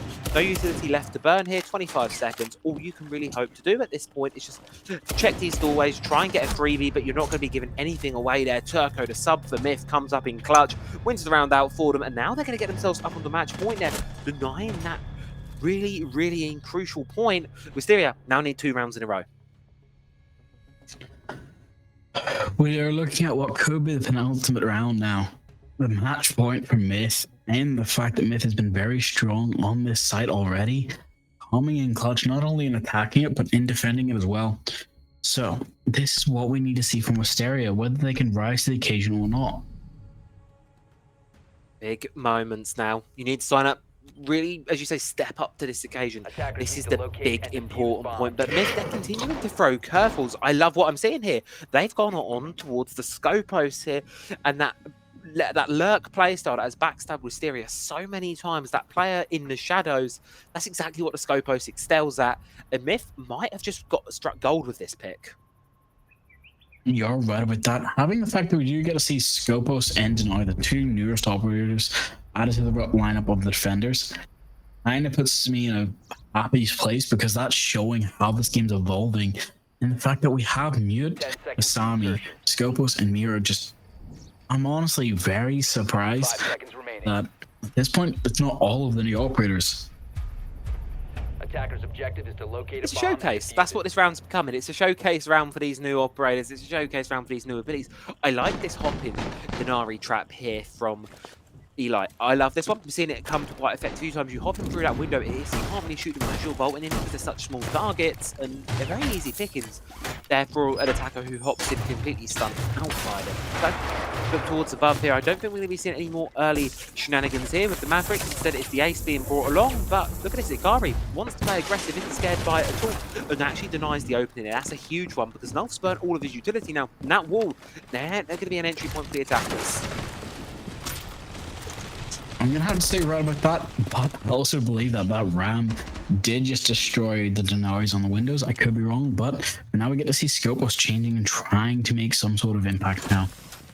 And that's the thing, Scopos having the ability to switch his body back and forth is great, not only for intel, but also just for survivability. Because if he's half health in one body, switch to the other. But as you can see, they are now having to back up out of upstairs and out of first floor because Mute is tagged.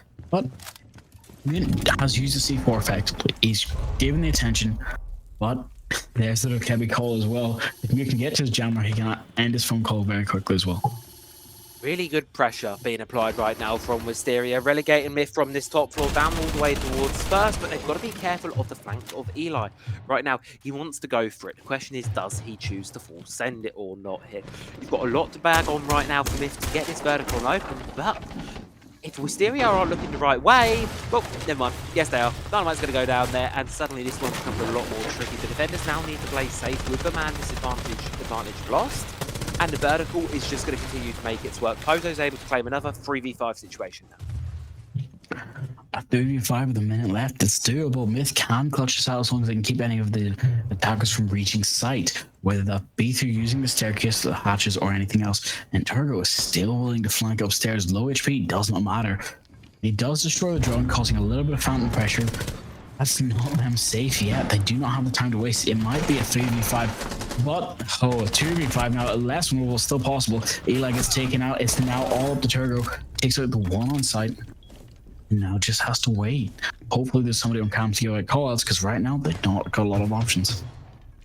There goes the sub for this Myth roster here. He's been super so far, but he's going to need to be absolutely stellar to get this one done. But cornered by the Blackbeard, there's not really much can be done there. Wisteria takes us all the way to the brink of regulation yet again, at least guaranteeing ourselves all 12 rounds. But can they get the job done? Can they go into overtime? Now lies a really interesting point for me, Drago.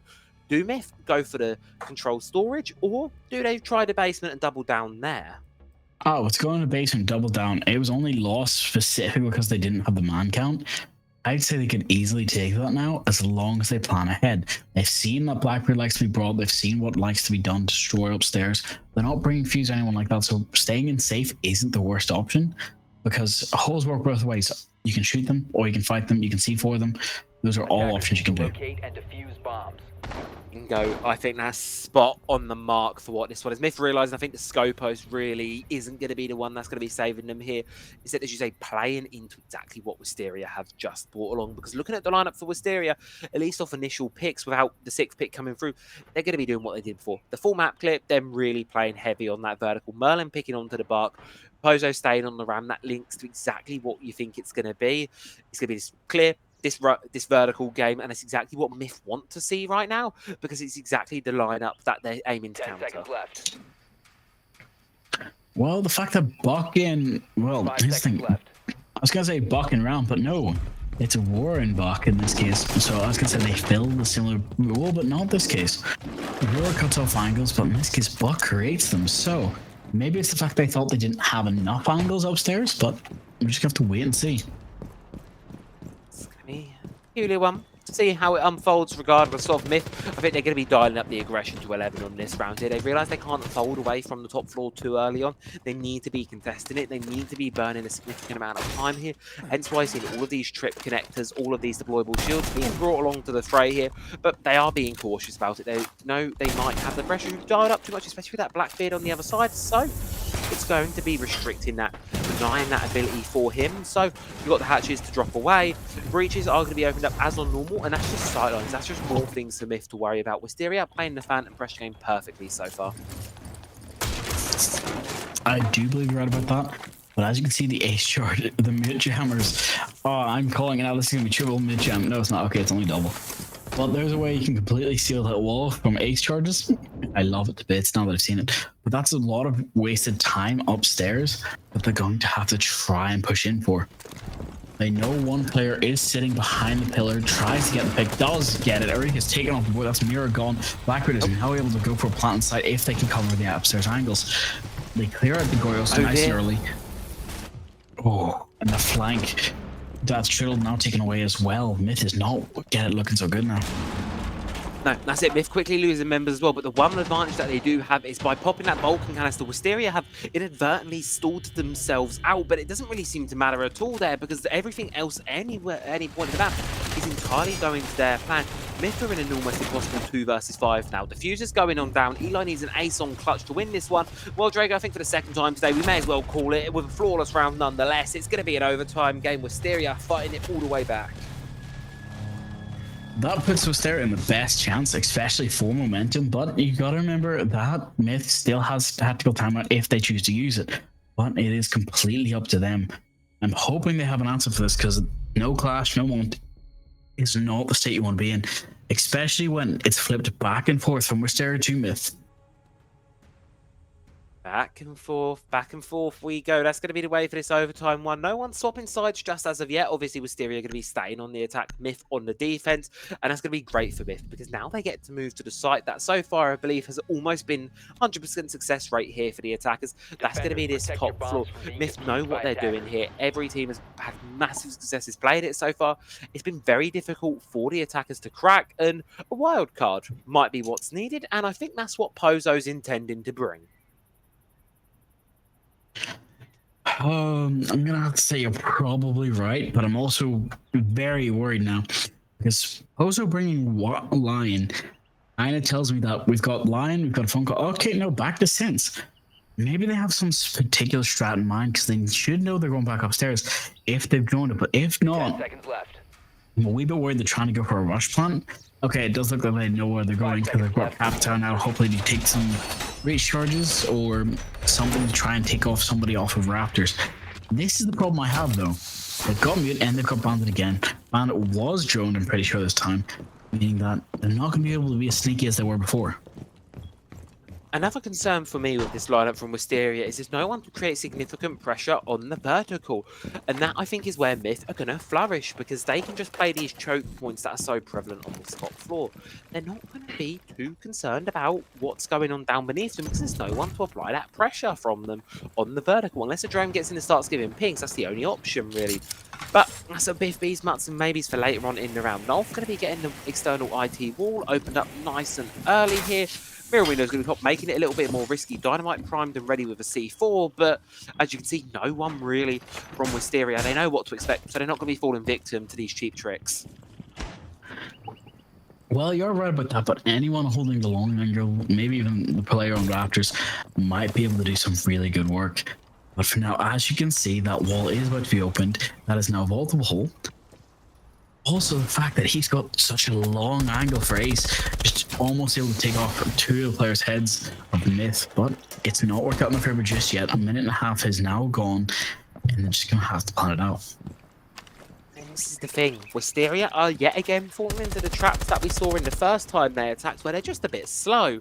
Nothing is really being pressured right now. Myth are playing very comfortable, and well, with a C4 going out, doesn't quite hit the mark, but nonetheless, it's given the information. How is it given up? No, they're inside of IT now. Myth can force to try and box them in here, and with 2 more C4s in back pocket, wouldn't be surprised to see another couple of explosives being flung his direction, but Zed wanted to face check it with the shotgun. Going to see this shield in a minute, and, well, just waiting for it. They're going to know he's in there. So C4 is not going to be chosen yet. Chris out the SMG-11 goes for a swing, can't quite find it.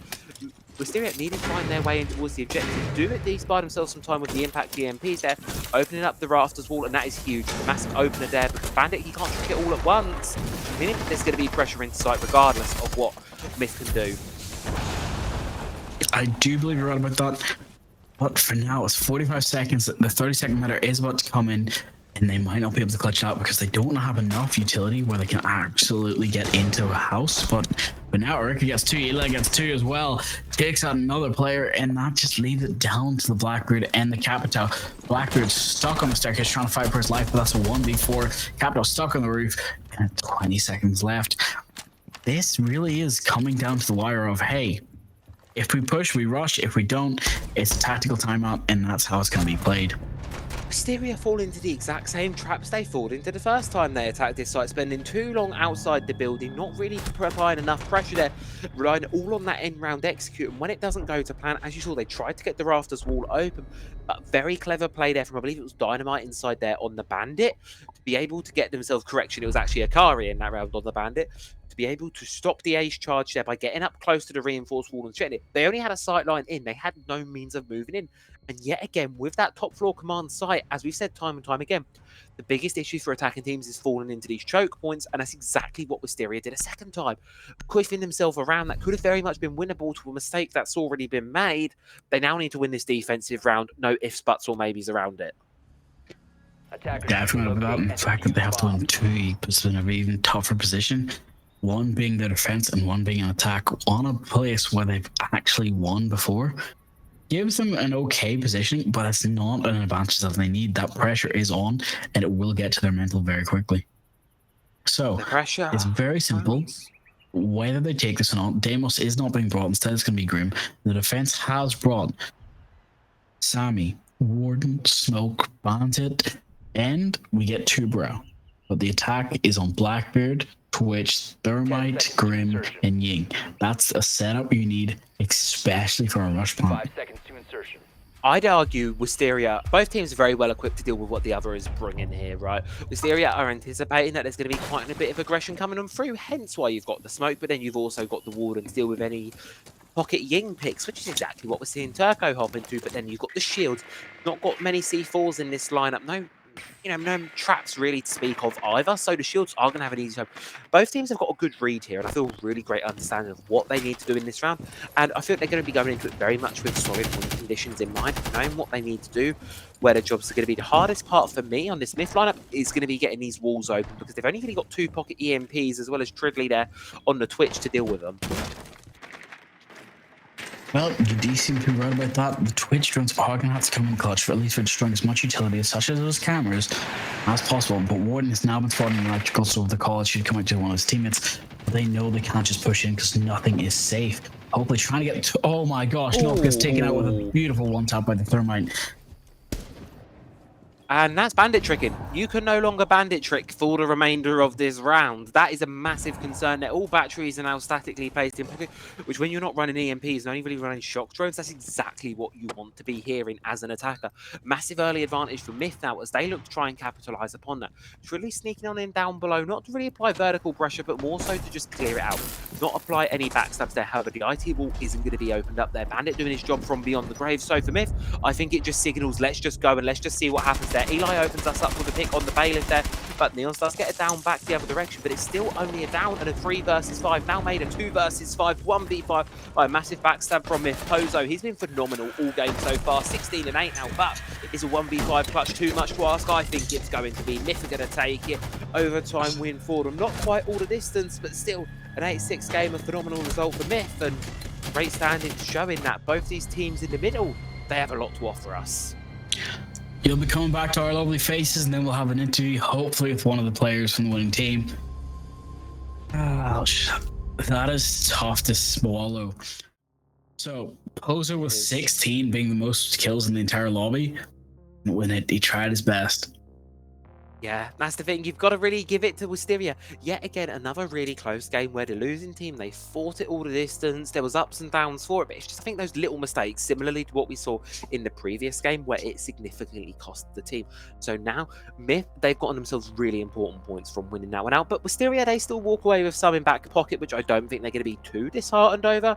Really great showing from both teams. I think both are going to get a lot to gain from the VOD of you. But as you said, Drago, we're going to throw things to a quick break because we're going to go and set up an interview with Dynamite from Myth Esports, so don't go anywhere because you're not going to want to miss that. We'll be back in just a few.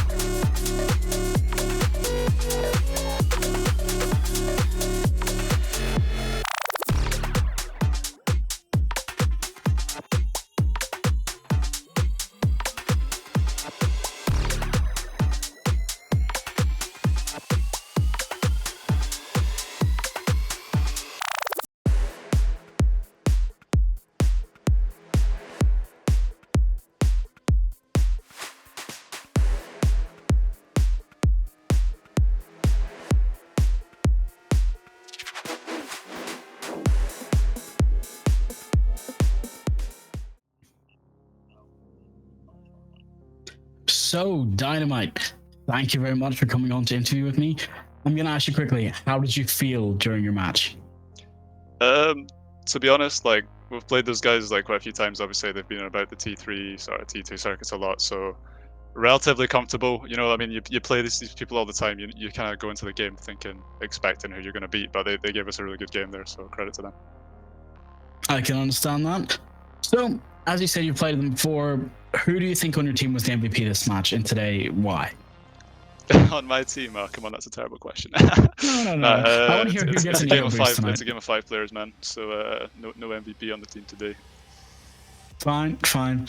But out of the teams you're remaining that you have to play, is there any teams you're specifically like keeping an eye on or like heavily VOD reviewing? Well, we don't really have time to VOD review. I mean, like we're loads of people. Well, we don't have a coach, but we don't have like staff, for example. Okay. Obviously, your Geekes and your Panahones, they play a lot more. Like, so they have a lot. Well, they're on stream a lot more often, so you have a lot of stuff to look at them if you really want to. Yeah, I'll just go bluff them. Yeah, we're watching all your games, so keep that in mind. I can understand that. Well, then I want to ask you 2 quick questions. Since you got to do it and you got to be a bit more crazy and your teammate had an ace today, how do you think your teammates are going to react to their next matches coming forward? I don't know. I mean, we'll play with a different vibe pretty much every game at this point. Like, it's kind of disruptive having to play with subs. Hopefully we can start nailing down our 5 if it gets to it. Yeah, I don't know. Like, there's days where we come in and you can tell the vibes are up a bit, and then you've got a much better chance of winning. Some days it's just not the case, and unfortunately, fortunately for us today, it was a positive one, so we got the win. Thank you very much. And final question: do you enjoy playing Voltage League? No, I need to ask that. Yeah, I want to know, because if I hear no, I'm going to tell him and I'm going to be like, hey, they don't like it. They don't like us. But if you say you enjoy it, I want to hear it truthfully. Honestly, like I'm really passionate about the game, right? So any opportunity to play officials, I love taking. I mean, right now there are so many officials though, right? So there's not a lot of time to actually scrim and improve like strategically as a team. So I mean, like the officials kind of get a little bit repetitive. You can get into a losing cycle and then it's kind of bad. But no, I mean I haven't played a lot of leagues either on this game. Like I played Nordics before and Talent League, and I won both of those, and then I never played any other leagues. So it's kind of good to get playing leagues again. I'd mainly go for the T2 circuits. Obviously now it's been introduced, so it's kind of good that a lot of these have been introduced. There's maybe a couple too many, but no, it's good that loads of people are getting the opportunity to get T2 points. Well, that's happy to hear. Let's see you in Tier 1 soon. So thank you. We'll head back to the casters, and you can just go relax for a bit. Thank you very much. Thank you guys. See you later. Ciao. Wow, Drago. What a great interview from Dynamite. I absolutely love to hear it from the team. And my real takings away from that one were the vibes were high, right? Like, it was really interesting to hear the philosophy from Myth. Not at all what I was honestly expecting to hear from Dynamite, but, valuing the teamwork, realizing, and I think most importantly for me, he's just having fun with it, right? Just enjoying it for the love of the game, which I think is so important to see. And it creeps through in the way that Myth play, the confidence that they bring in. And overall, I'm really impressed with what I heard. Couldn't agree more. That's exactly how I thought. It was a bit surprising hearing that they've been playing with a new 5 every day, but that also kind of means that it's like Russian roulette. You've got some amazing players, and the fact that they won today shows that as well. If it was a best of 3, I think they could have developed rapidly throughout that. I'm going to probably try and get them in contact with some scrims or people or anyone that might need. If you guys want coaches, we'll see what we can find. But this is Voltage Series. I'm going to ask you quickly, is there anything you want to say goodbye before I start the goodbyes? Oh, nothing I want to add, really. I think today has been a banger, right? Today, we did start things off a bit slow with that 7-2 game. It was a little bit sad, and I was a bit worried, oh no, we might be in for a quick evening. But the final 2 games, UA and Panum, and then just recently, of course, with Stereo Myth, they have delivered. They have been absolute bangers. I'm so glad I got to do it with you. Drago's been phenomenal to cast with, as always. Of course, shout out to Erebos giving us all the action throughout the day. Lots of little look-ins on operators and trap setups, which I was absolutely loving. And of course, shout out to production tonight, Rowan, doing a phenomenal job as always. Been a pleasure to be a part of it, and cannot wait for more. Thank you very much. So we're gonna have a quick look at the standings, then everyone's gonna head home, go sleep. So standings first. Let's see how this looks after today's play day. We've got Diavoli at the top, DK in second, Panu, Myth, Psychopathus, Wisteria, UAIM, and Team VIP. Has that changed at all? A bar getting more points. I don't think anyone's actually moved from today, which is... Nope, we've just got it in my head. No one has actually moved up nor down today. Everyone has stayed exactly the same. So we've had a whole lot. I mean, it's been important games, I think, regardless, right? I think Diavoli really cementing themselves. Geek as well done. Obviously, they're not playing today. Geek Psychopathus, I believe that one's coming at a later date. So you keep your eyes out for that one, hence why they haven't played as many games as everyone else. But overall, it's been a really interesting day, and I'm quite surprised that no one's moved yet. But obviously, the round differential, I think, is going to be the big thing for future play days. I do believe you're right about that. So for today, we're gonna have to come back to our lovely faces and then say goodbye. We'll see you all later. Thank you to everyone. Thank you for everyone at home eating, drinking, and enjoying it with us. Keep the matches going well. And again, it's Siege, it's ranked. It's never we took good luck. Start singing. So we'll catch you later. Good evening, folks.